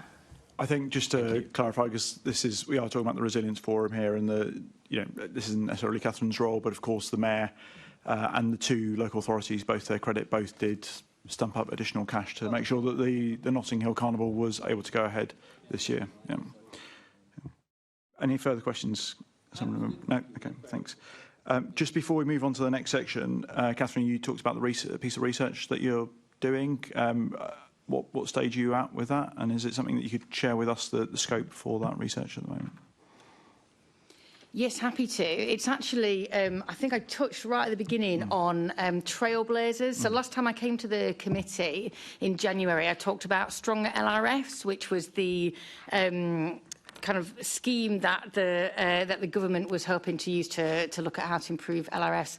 That has transformed into trailblazers, and we are really pleased that in London we're one of the 5 areas who have been chosen to progress. So we have funding of £670,000 this year to, you know, really make a step change in lots of areas of London resilience, and we've thought actually disinformation is one of the areas that we wanted to do the research on. So it is very early stage at the minute, but kind of happy to share some of the scope with you and kind of keep you informed as you wish. yeah, if you could share that with the committee, that'd be really helpful. Thank you. I'll pass over to Assembly Member Russell. Thank you. And we're now looking at communities and resilience. So the one of the sort of guiding priorities is placing people at the heart of London's resilience arrangements. And so I'm just wondering, what does it mean to place people at the heart of London's resilience arrangements, and how is the Resilience Forum achieving this in practice? I don't know who wants. Catherine, you start. Thank you, and I'm really glad that that you've pulled that out, because that's absolutely supposed to be front and centre of the strategy. I mean, one of the things for us about making it central is, although we do lots of work that is people and community focused, and we can talk more about that if you like. Actually, it wasn't a kind of strand to deliver something on and kind of tick off, we've done people. You know, it should absolutely be through everything we're doing, both within the London Resilience Unit and across the partnership. So it's much more about centering it throughout. We've been working very closely with the London Communities Emergency Partnership that we set up, LSEP, who are a kind of work with across community groups and voluntary groups across London. They have 200 groups that they work with, and they are represented on the London Resilience Forum. And they will be delivering at the next LRF, which is on the 6th of November. Our big strategic item is all about answering that exact question. What does it really mean? What practical things are we doing? How do we take this forward? How do we make sure that people are indeed putting people in the centre? So will you be publishing anything when you've had that meeting, that sort of pulling everyone together? Because yeah, it sort of would be interesting to see if there's some kind of output from that. Yeah, so I don't think we've thought as far as what we would share publicly, but actually, you know, I think on most of our work around communities and people, you know, we be transparent as we possibly can, so I can't see any reason not to. Okay, I mean, I think sort of one of the reasons I was sort of asking that is that in the Climate Resilience Review, there was a recommendation about engaging Londoners on climate risks and building their ability to adapt. So that piece about communications on resilience and getting both action and behaviour change from Londoners is sort of wrapped up in that. And I suppose, you know, if you think about an example of, you know, last night we saw the weather forecast, you know, it was meant to be an extraordinary amount of rain, which doesn't seem to have happened, at least not in this part of London, but there was a lot expected. And so it's, you know, so when you've got that risk of something like flash flooding, you've got the two types of action that you need Londoners to take. There's the kind of long-term adaptation of basement properties to kind of protect them from any kind of obvious water sort of flowing towards them, but also the kind of immediate emergency action that people need to be ready to take if they do suddenly find an awful lot of water coming into their home. So yeah, it's kind of how are you how are you considering that recommendation from the Climate Resilience Review in relation to this? Thank you. So we've already talked a bit about the London Communications Group, who are thinking about a lot of what you're talking about there. And you're right, there's two almost completely different things. What do we do in emergencies and what do we do out of? And in fact, a lot of what we do is about amplifying the messages of our partners. So to take the example of the weather warnings that were coming in for today, we are not kind of drafting our own advice about what the risk is or what people should do. We are amplifying the messages coming from the Met Office and coming from the right kind of agencies.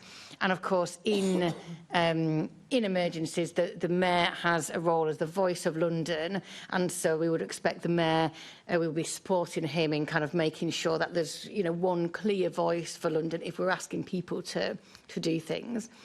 In terms of some of the longer term work and the things that we're asking people to do, we do a lot of our communication is actually through our kind of community engagement, and actually communication doesn't quite feel like enough. It has to be real engagement. And, you know, the trusted voices in communities are faith leaders, our community leaders. They're not, you know, it's not me, or, you know, it's not central government really. And so making sure that we're kind of investing in supporting communities to do that. Yeah, thank you. Patrick, did you want to add anything? Yeah, and I'm going to apologise because I'm probably going to repeat myself because I'm going to talk about partnership again. But what we have seen across a very strong partnership is where there are various groups to start looking at longer term strategies. This isn't just a single entity for the London Resilience Unit or GLA colleagues. What you're seeing is a multi-agency approach. So I'll give an example. I'm the representative for the brigade on what was the London Surface Water Group, and we've just released through the Chair Elizabeth report the London Flood Strategy. That's a key part of long term about how, you know, after various floods in London, what can we do as a part of the partnership to look at that longer term change to support how Londoners, how individual Londoners prepare against floods. And certainly you saw after the wildfires that we've done extensive community work to work with local authorities, to work with the forestry and parks, etc., to talk through the things that we feel that we need in the urban-rural interface to reduce those risks. That's a strong LRF, a strong partnership coming together with key players to look at what are the issues in the short term, but how can we build longer term strategies to reduce those risks? And do you think that people, are you using the voices of people who've been caught up in, I mean, like the people caught up in those Wennington fires? I mean, that must have been the most terrifying experience to just find, you know, you don't expect to find wildfire in London that is burning down a street of houses. So are you using, kind of making sure that the voices of the people who've experienced that are sharing their stories so that Londoners are aware of the risk? I mean, I'm often astonished in the middle of summer when it's been really dry and you'll see someone a few doors down having a barbecue, and it's like, you know that if all the vegetation is incredibly dry, then it's actually pretty risky to be cooking on coals in on an open fire in a garden. And so it's like, it's raising the, you know, how are you using those voices of the people who've been affected and experienced those really devastating catastrophes to kind of, to make sure that people understand those risks in a sort of practical, human way? Yeah, I think there's a couple of parts to that. And probably a terrible admission, but on honest admission, I think that we've learnt some pretty hard lessons. We probably, in years previous, you know, felt that we were the experts and we were generally the ones with the knowledge, and probably didn't do community engagement in the way that we do now, because we need the expertise from the public to talk to us and tell us what they need. And I think what you see now is a very, very vast community engagement strategy to ensure that the lessons that we can get from the public are important and are fed into some of our strategic and tactical plans, because we realise they are very, very important across the partnership and will shape our work. But also, if we get that right and we get that community engagement right, it's not only about the messaging that we deliver as the services, but actually the public will self-police and actually will probably be much more effective than we are when friends and neighbours and, you know, we talk a lot around young education, for instance. If you give a very, very strong message in the education environment, those children will go home and spread that message to family members and parents and carers. So it's been important, an important lesson to learn, but what you now see across the partnership is a very, very strong community engagement process to ensure that the public are informed, but not only informed, it's not one way, it's two way, so they can inform us to make those decisions. Thank you. Did you want to add anything on that one, Catherine? Or only to kind of make the broader point, and I'm glad that you raised it, about bringing people's voices in, and just to build on what Pat has said, we've learned a lot about what we should be doing there. So not just in terms of communicating risk, but in how we are, developing our policies and developing our thinking. And that will be part of the session at the LRF that LSET will be leading on. People will be about how do we do that better. Mm-hmm. Thank you, Chair.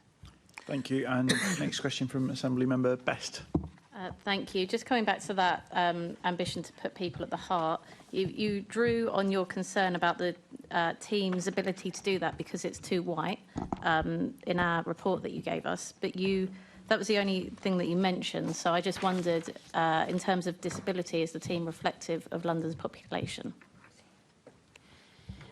Yes, it is. In terms of disability, we are. We have more disabled colleagues in our team than in the London population, but I am very conscious of the need to make sure that the team better reflects London, and that's why I put it in the report, because it's something that's kind of at the forefront of my mind. And is that the same for gender balance as well? So our gender balance is not far from 50-50, but as when you compare that to the rest of the GLA, that's actually, there tends to be more women working in the GLA. So actually, as although I think we're reflecting London there, it's definitely ethnicity is very clearly the area for us where we need to reflect better. I mean, I would say that that is true throughout the resilience system, really, and so it's something that we want to do right within the London Resilience Unit, but it's something that we want to kind of influence the whole system and nationally as well. Yeah, because this is where, because obviously you've highlighted that as a concern, but then I was also aware you're talking of a team of 16 people in what sounds like quite specialist roles. So and it sounds, everyone two-peed over, it sounds like these are people that are quite entrenched in their roles. So, yeah, I mean, the team is bigger than that now. We've got the London Resilience Unit all together. You're right, we two-peed 16 people over. I mean, they are specialist roles, and we do find that in recruitment, we are interviewing lots of, similar people with similar backgrounds. So that's one of the things that we've looked at is, do we need all the vetting that we have, or do we need all of the the specific background, certain experience, or actually is that something that people can get from the team? Because what we lose from having a team that isn't diverse is a lot of not just being able to kind of represent London's communities, but just kind of good ideas and innovation. And if we're all too similar, we lose a lot of that. Yeah, I think it's probably just best to get the best people for the job. I speak as a gay woman. I can't represent all the gay women in London. It's just that's not how identifying with a marginal group works. Just to move on to one of the community projects, I wanted to ask about the Climate Connected Communities project, and just wanted to clarify how much money was spent on that.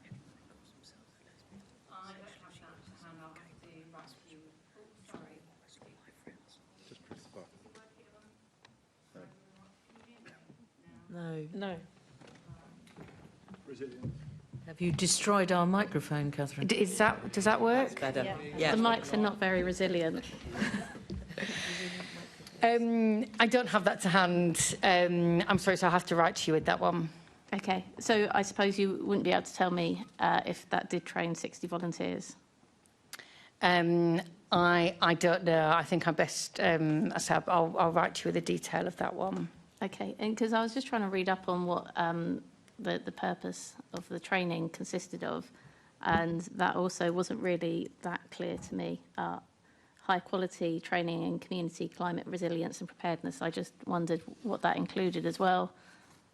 I'm thinking perhaps could you write to me with the what the training syllabus was and what that project included? Yes, happily. Okay, thank you. Okay, Assembly Member Prince. Thank you. What will the new London Resilience Committee's programme achieve, and how is it different to the existing Community Resilience Fund? So the Community Resilience Fund, the latter one you mentioned, so that is quite small pots of money that go into voluntary community organisations across London. So we have now funded something in every borough, and it was quite open, so areas were able to come and say, this is what we want to do to help our community become more resilient. So it's things like mapping existing assets or coming up with kind of community plans, networks, that kind of thing. Yeah. I'll just stop you and buy one there. I'm trying not to be rude. Where did you say that money went to community groups or to boroughs? It went to community groups within boroughs, Right. Okay. but they did work with the boroughs, which was one of the stipulations. And the London Resilient Communities programme is a different programme, and it's building on what we've learned from that fund. It's much more focused on a couple of different areas. So community hubs, for example, thinking about resilient community hubs and supporting, again, local organisations, voluntary and community organisations, but helping them do some of the specific things that we've learned are good ones to do. Would you help me and just give me a couple of examples? Yeah, on the London Resilient Communities programme. Yeah, just like what are you funding?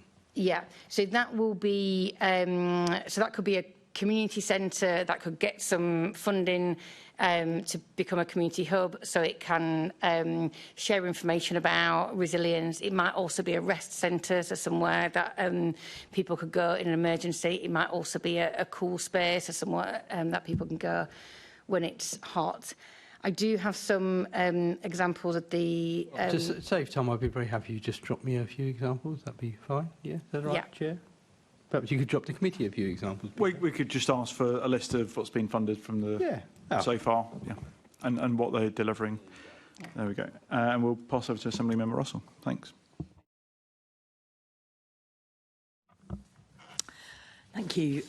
So just one more question related to the Climate Resilience Review recommendations, this time recommendations 13 and 14, which were looking at resilience initiatives in communities like preparing for hotter and cooler, drier and wetter conditions. So with the community work that you've undertaken, what have you found out about how you can engage people to use things like cool spaces during heat waves or warm spaces during very cold weather, and what lessons are you taking into future work? I don't know who wants... Is that for you, Catherine?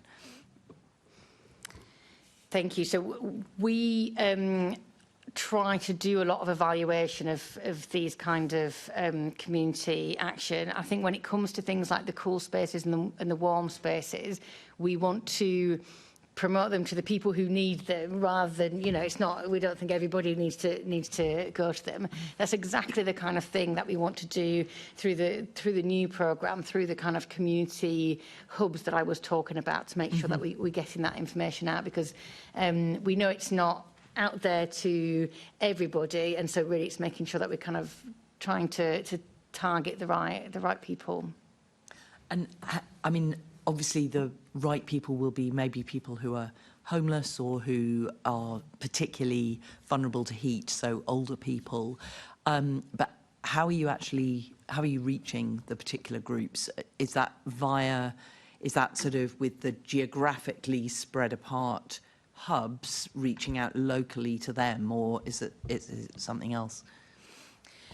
I think it does vary from the different cool spaces as to how exactly they kind of promote locally. I did visit one and hear about the work that they were doing to kind of talk to their community and make sure that, as you say, the people who needed it had that available. I mean, we have over 200, I think, close to 250 cool spaces now. So they are, it is an expanding programme that has been quite successful. But I think there is more to do to kind of promote it, probably. Mm-hmm. I mean, I've literally heard residents in my ward in Highbury saying that they go into the supermarket and stand by the cold fridges in hot weather if they need to cool down. So, I mean, if people are living in homes that are not easy to keep cool, then, those cool spaces are very needed. Anyway, thank you. Thank you. And actually, I was going to ask about both warm and cool spaces and how much this fund has helped contribute towards the additionality of what's being delivered across London. So, but perhaps if you could include that as part of your written response in terms of what the fund has been able to achieve, that would be really helpful. Move on to borough resilience, and over to Assembly Member Cooper. Thanks. We touched briefly on this, I think, in answer to something else that was was under discussion. But if you could just set out a bit more about the borough resilience forums and the role that they will continue to play, and whether that's going to be important in terms of London's resilience structures or other community resilience programmes or structures, making them less relevant. If I start with that, Pat, and please do feel free to add. So borough resilience forums are crucial to London's resilience.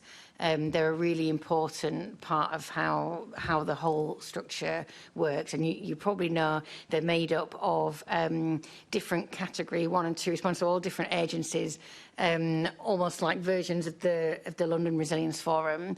And that in itself presents one of the challenges for the BRFs, because it's often only the local authority that has the same borders as the BRF, and actually all the other agencies have 33 BRFs to try to work with, and so that's one of the reasons that it's quite challenging.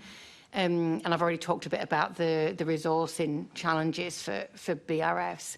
But they are important. My team have been to every borough resilience forum that's happened so far this year, so they're on track to attend over 100 this year. We do work closely. We're not kind of prescriptive. We don't tell each borough resilience forum you must do this or that, but we try and share good practice, provide a bit of that strategic framework for them to work in. And if I would just add one more thing, I mentioned the Trailblazer funding that we'd got from government. This is another area where we're using that Trailblazer funding. So we've earmarked around £100,000 to go directly to borough resilience forums, and they have kind of been. I mean, it doesn't come to a huge amount when it's split up, but to try and help support a little bit and to help them try different things in the boroughs, that then hopefully we can kind of learn from and share across. So you seem to be more saying that they're worth investing in and trying out new methodologies rather than seeing them as something that's superseded.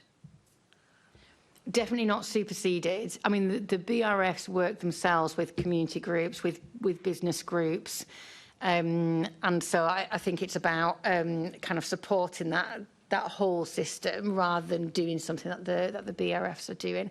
The BRFs do some really specific roles around things like considering risk locally for that borough, because you'll know it's very different depending on the type of borough, what kind of things that resilience forum should be thinking about. Yeah, sure. I mean, most of us represent either 2 or 3 boroughs, and the differences just between boroughs that are next door to each other can be quite pronounced. Pat, I wondered if you had any thoughts about the borough resilience forums at all and their role in the current sort of ecology of resilience. Yeah, I would absolutely agree with Catherine, the importance of borough resilience. I think if you go across many of those BRFs, emergency services play a role and actually are the chairs of some of those BRFs across London, which shows the commitment that the emergency services play on the BRFs. I would agree with Catherine, there are some challenges because some of the boundaries are not the same across emergency services, and you may have some services that may service 3 or 4 BRFs, and there's a level of coordination required to make sure that they can meet those meetings. But it's not a challenge that's insurmountable, but the importance of that localised connectivity can't be underplayed. Thank you, Chair. Thank you. Is there any survey being carried out of the blue light services, for example, that are part of these BRFs in terms of what they want to see out of it, as they, they're relatively new in terms of how long they've been established for, and what, opportunity to get some feedback as to where they go next? As part of the Trailblazer Fund, we are thinking quite hard about BRFs, and so I think that's something that we should be considering to kind of get feedback from partners if that isn't already on our list.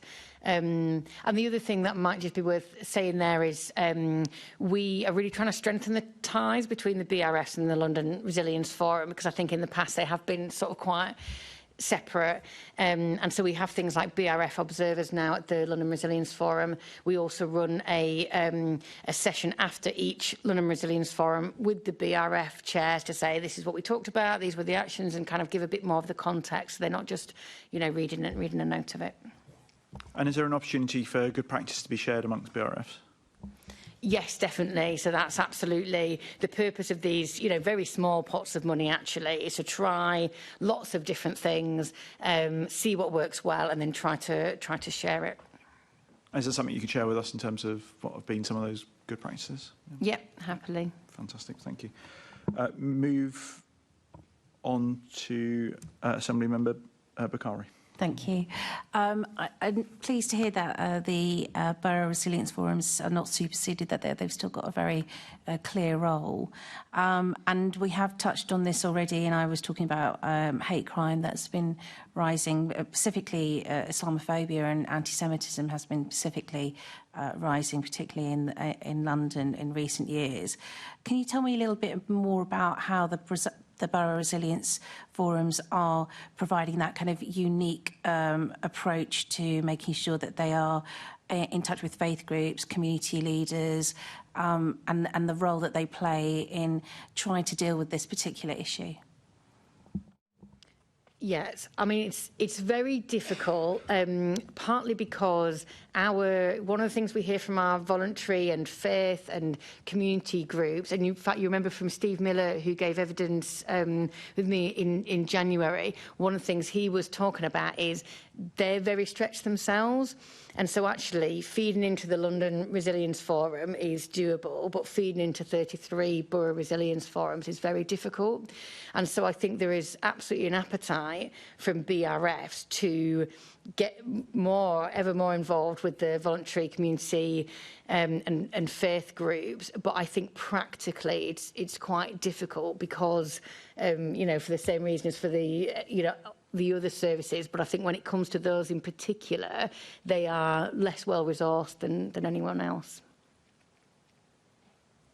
Yeah, and I'd like to add that, and probably this will also answer the previous question. So, in my role as deputy chair, we support hosting the BRF's Chairs Forum, and it's an excellent forum for the sharing of very, very good practice. In the last Borough Resilience Forum Chairs Forum, 3 boroughs had the opportunity to share good practice. I think Hackney gave a fantastic presentation on some of the work that they're doing right across the partnership, and that BRF's forum is a kind of a rich kind of resource to make sure that the sharing of good practice across London and across those chairs and that connectivity is there.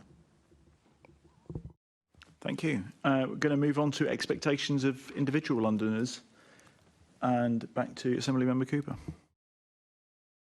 Thank you. Again, it's something that we've sort of touched on a bit, but, when we have a scenario, either overheating, flooding, or something else, because I talked about public disorder earlier, what are we expecting of individual Londoners? What would you advise individual Londoners to do now in order to prepare themselves for the risks that the city faces and the responsibilities that might be expected of them? I mean, every now and again, you hear that, perhaps we ought to be stockpiling food to prepare ourselves for, inability to leave our houses for you know, anything from 2 days to a week or something like that. Should we be stockpiling water? Are we going to run out of water? You know, what should we be doing to prepare ourselves? So there is some really good risk agnostic advice on, you know, the national government website, on our website as well, from the GLA, the kind of general things about, having, you know, knowing how to turn your water off and having a torch with batteries.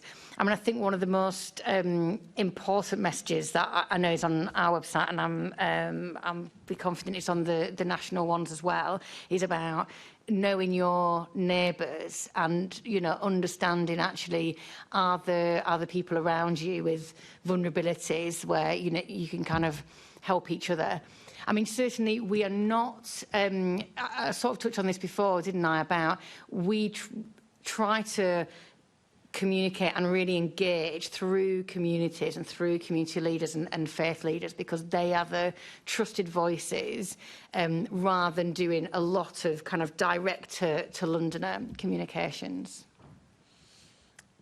Do you want to add anything to that, Pat? I mean, presumably you'd also support torches with batteries rather than stocks of candles, coming from the fire brigade perspective. There really is a question about how we can support Londoners to be prepared. I would always say, though, that often the conversation is around some of the things that cause us concern in London, whether that be disorder or community tensions. Having been a commander for 28 years, what I would say is that at times of need, we want Londoners to be Londoners, and they do come together, and Londoners do support each other. And actually, what Catherine said around, you know, knowing your neighbour, I think Londoners have shown that time and time again. I would always thank Londoners for the amount of food and tea that I've been given during emergencies, because London is a very, very special place, and under times of need, we've seen Londoners at its best. There is a live conversation now about the you know, what can we do to make Londoners prepared against some of the new threat and risks, and I think that's an ongoing conversation across the partnership where there's some more work to be done, but it's notwithstanding that sometimes Londoners do show how great they can be. Well, we've been holding back talking about cyber. We're going to come to that in a minute. How are the GLA and the Londoners Resilience Forum informing and educating Londoners about expectations of them? You just mentioned the website and information there, also at government level. Is there anything else that we're doing to inform people about what we would quite like them to do in the event of a major emergency or event?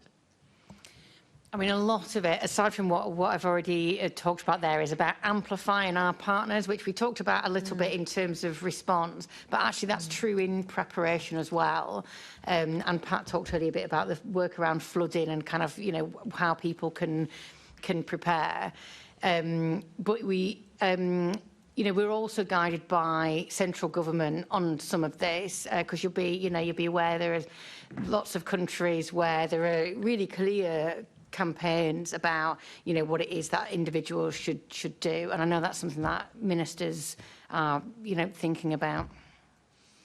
Yeah, I mean, it's quite astonishing when you hear the emergency responses in some countries to major tropical storms or hurricanes, and it's just one line on the news, and it says tropical storm Catherine has just arrived off the coast of China, and the Chinese government has just moved 2 million people.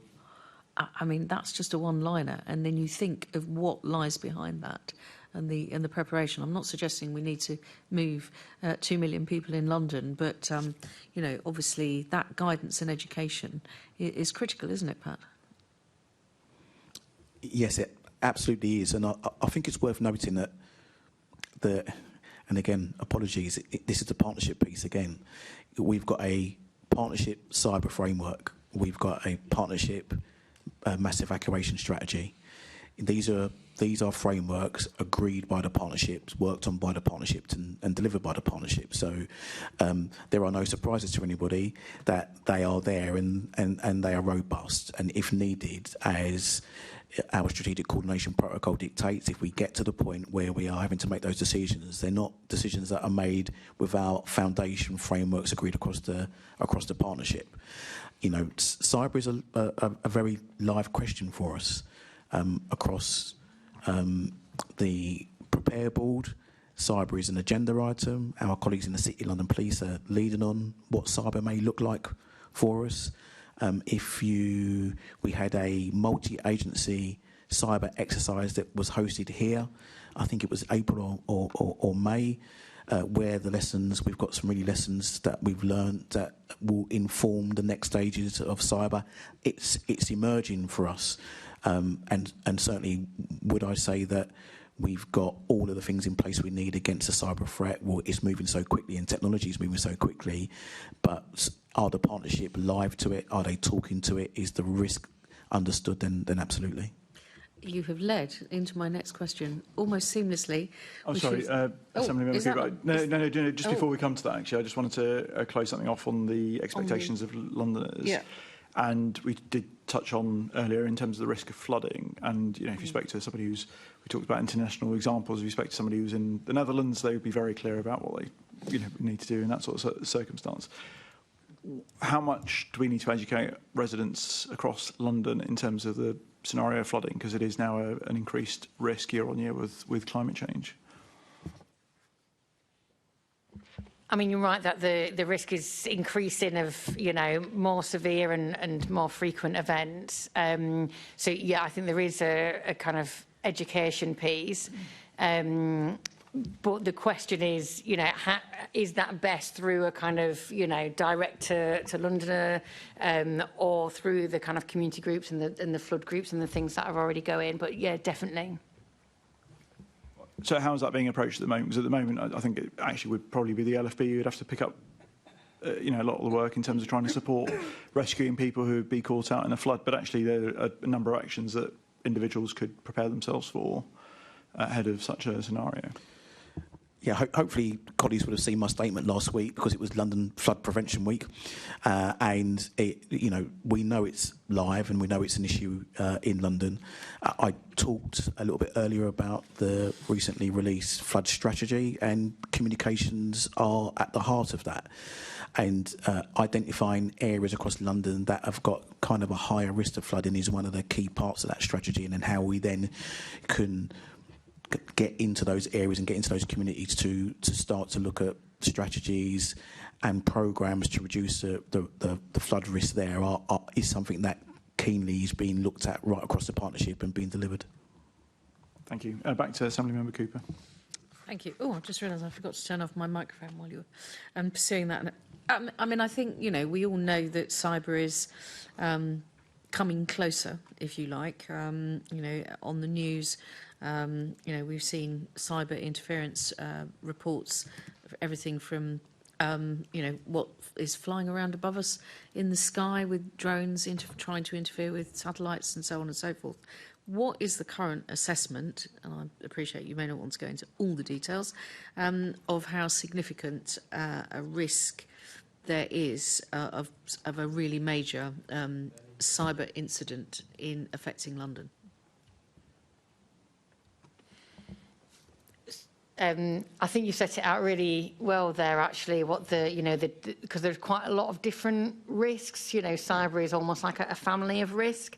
And actually, you can see we publish London's risk register, which includes different cyber risks, so ranging from the very high, so things like attack on electricity, the infrastructure there that could have really catastrophic impacts, but all the way through to attacks on utility companies and transport. And we've seen in London how an attack on a supermarket can have an impact on people, or attack on a school or a local authority or a hospital.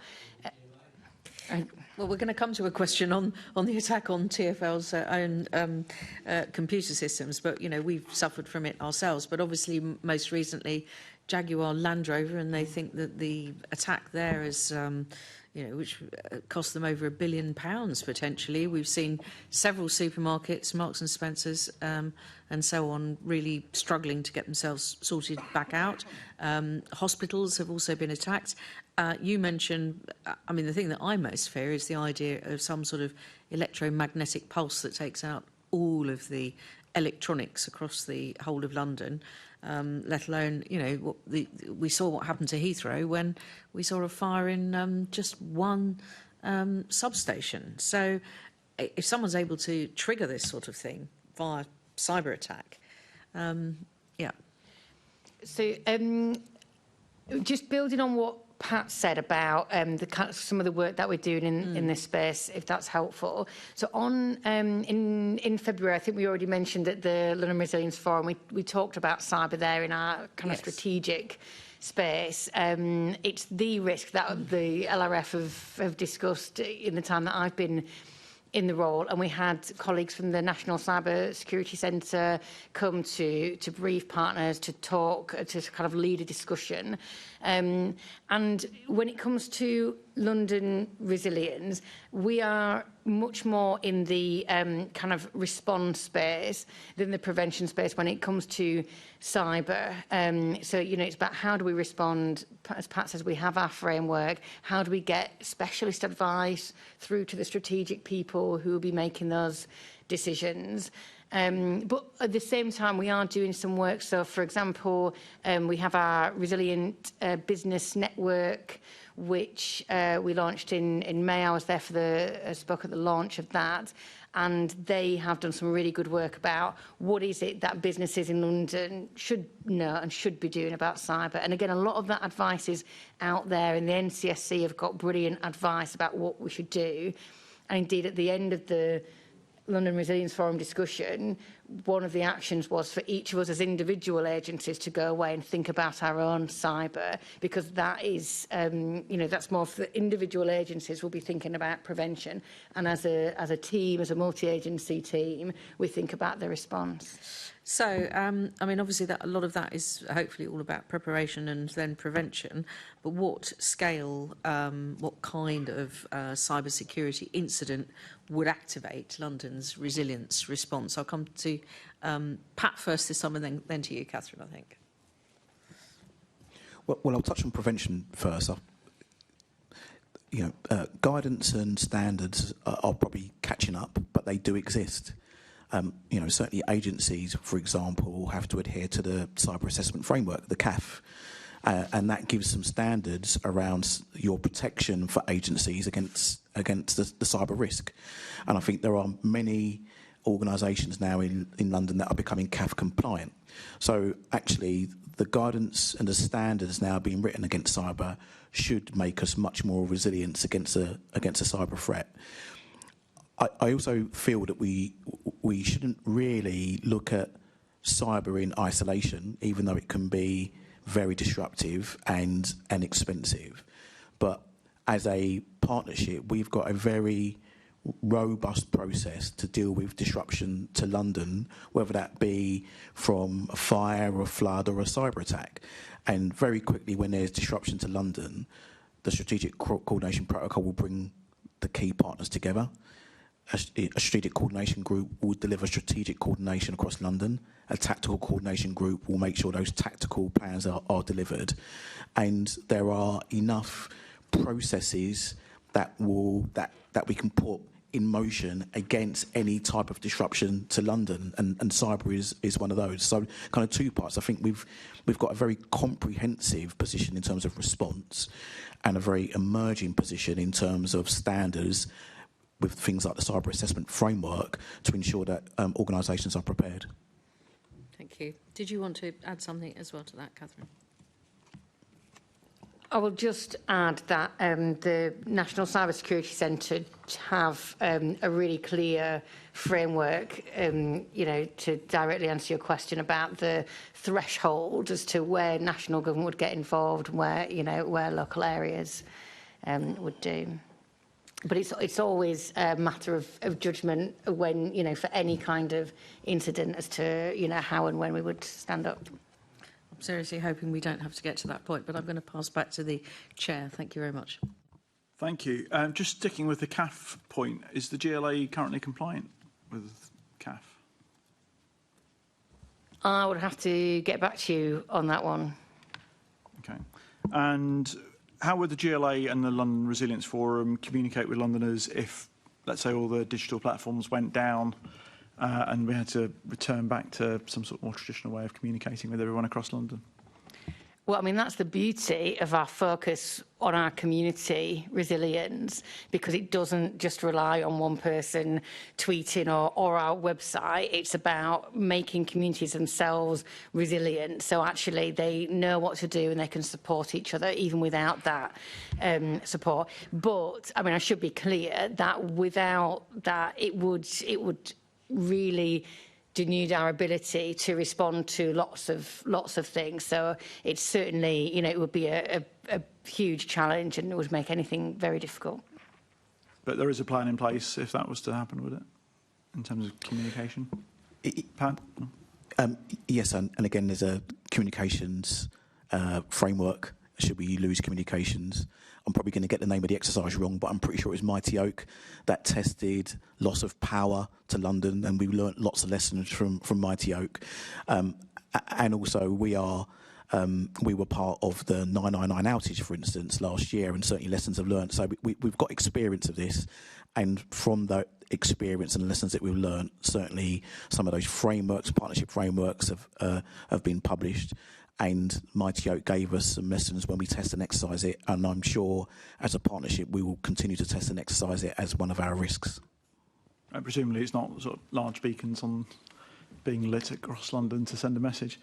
Final question, just in terms of, obviously talked about the Resilience Forum meeting in February, other meetings here at City Hall in April, May, to discuss particularly around cybersecurity. What would you say has been the greatest achievement of this piece of work, where we are now compared to where we were perhaps a year ago on this particular topic? In terms of cyber, or in terms of specifically on cyber. Yeah, specifically on cyber. I mean, I think Pat talked about the exercise that we held here. I think, to echo some of what Pat said throughout, it's all about partnership. And yes, we look at specific risks, whether it's cyber or anything else, but ultimately we are able to respond flexibly because we have the right relationships, we have the right structures, and so it's that those kind of events that bring us together as a partnership that I think kind of make the biggest difference. Yeah, I would absolutely agree. It's a very live subject, and one that is a keen focus for the partnership. If you asked me a year ago, we would not be talking, certainly in the emergency services, around specialist cyber commanders, but we are.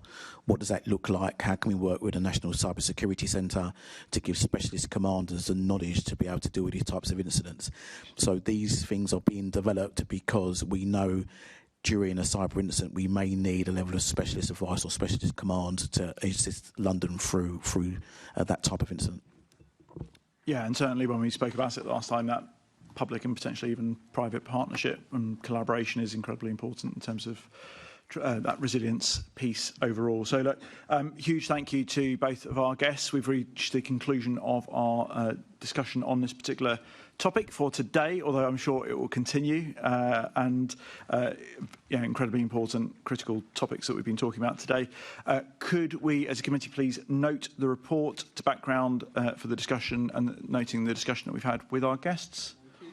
And also delegate authority to myself as chair, alongside the deputy chair and group leads, in order to agree any output from today's meeting.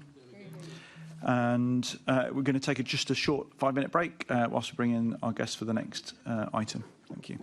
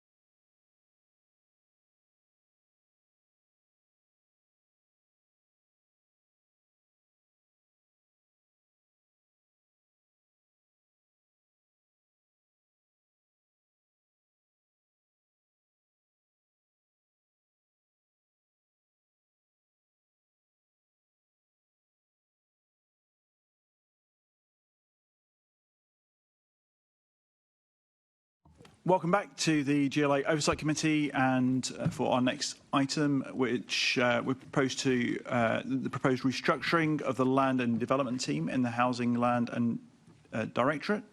And I'd like to welcome the following GLA officers to the Chamber for this discussion. So we've got Simon Powell, Assistant Director for Housing and Land here at the GLA, and we've got Tim Steer, who is the Executive Director for Housing and Land.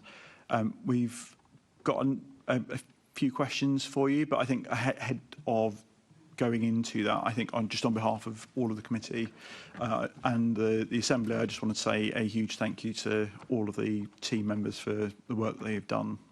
So I just want to make sure that was put on record from the Assembly. But I'll hand over to Assembly Member Cooper for questions. Thank you. Just a couple of things. I wondered if you could just give us a sort of a view on, and obviously whichever of you feels that you want to answer, what impact do you think the closure of the London Estates Delivery Unit will have on the GLA's work?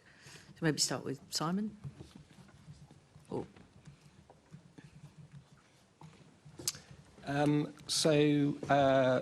Clearly the LEDU team have achieved quite a considerable amount since they've been in existence since 2018 in relation to the transformation of the health estates, as well as the release of land for housing and other economic activity. Going forward, the GLA is establishing a pan-London board looking at basically land release across the whole public estate with all of the government departments, of which the NHS, DHSC clearly will be a key and constituent part of. So whilst the skills and expertise of the LEDU will be lost if the Chief Officer accepts the proposal that is being consulted on at the moment, the impacts are quite difficult to kind of ascertain exactly as to what that would mean in terms of land delivery coming forward, and also the NHS estate, but the expectation is that that will be coming forward in other means. So, with the without the London Estates Delivery Unit, what's going to happen to the management of the NHS estates? Is that going to be picked back up by the NHS, and will the GLA continue to have any kind of role in assuring that the buildings where healthcare is delivered are still fit for purpose, or is that role going to go completely?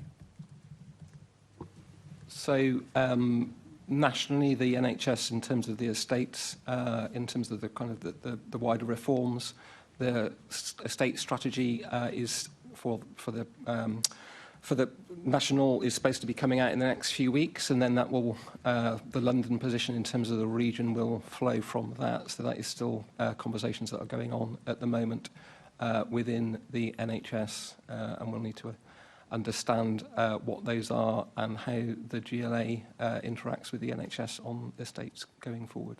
Okay, so that's not actually clear, even though we're moving ahead with our own developments on that front. So what's going to happen? There's no budget that's allocated after 2026-27. So what's going to happen to the 400k budget, the GLA contribution to that programme? Where's that going to go? Maybe that's one for Tim, as I see him leaning forward. Shall I come in on that one? Yeah, sure. So effectively, the budget change was agreed this time last year for the budget in this financial year. So that 400,000 from the core GLA budget was reprioritised into other places this time last year, and then a temporary arrangement was put in place for some housing and land directorate resource along with some health resource to be used for this year to enable a further year of operation of the LEDU, which is coming to an end. But that was always planned as one-off resource. We don't have the capacity to continue that funding for the LEDU beyond this current financial year. Okay. Thank you, Chair. That's my questions. Okay, thank you very much. No other questions from other Assembly members, so thank you both to Simon and Tim for coming along this afternoon to answer those questions, and again thanks to the team for their work and what they've achieved. So I'd allow you to leave at this point if you wish. We have a few other items to go through. Could I ask colleagues to note the report? Noted. And agree to respond to the Chief Officer's consultation on the proposed staffing changes? Okay. We next have the Secretariat Quarterly Monitoring Report for Q1. I understand that there are no questions for this particular report, but I just want to say thank you to the wonderful team who allow us to be able to achieve so much that is obviously set out within that report. A number of them, or at least certainly one of them, or two of them here in the room. So just express our thanks. It'd be nice of them because they're here. Absolutely, why not? Can we note the report and the wonderful contents of it? Thank you. Move on to the London Assembly Quarterly Budget Report. And again, can we note the report contained within that? And the Assembly Budget Requirements for 26-27. Again, no questions, so we'll just move on to the... So what we do need to do actually for this one, rather than noting, is could we agree the London Assembly's core draft budget requirement for 26-27 for recommendation to the Mayor, subject to any changes prior to the final agreement on the budget in February 26 to reflect it. Thank you. Any further advice from the Chief Financial Officer on contingencies and financial reserves, or any changes that emerge during the remainder of the budget process that we need to take into account? And can we note that the detailed allocation of the 26-27 Assembly budget will be presented to this committee for consideration and decision in March of this coming year, following confirmation of the overall GLA Group budget 26-27 in February 26. And can we approve the general use of the Assembly's budget as allocated to the relevant teams within the Secretariat by the committee in March each year?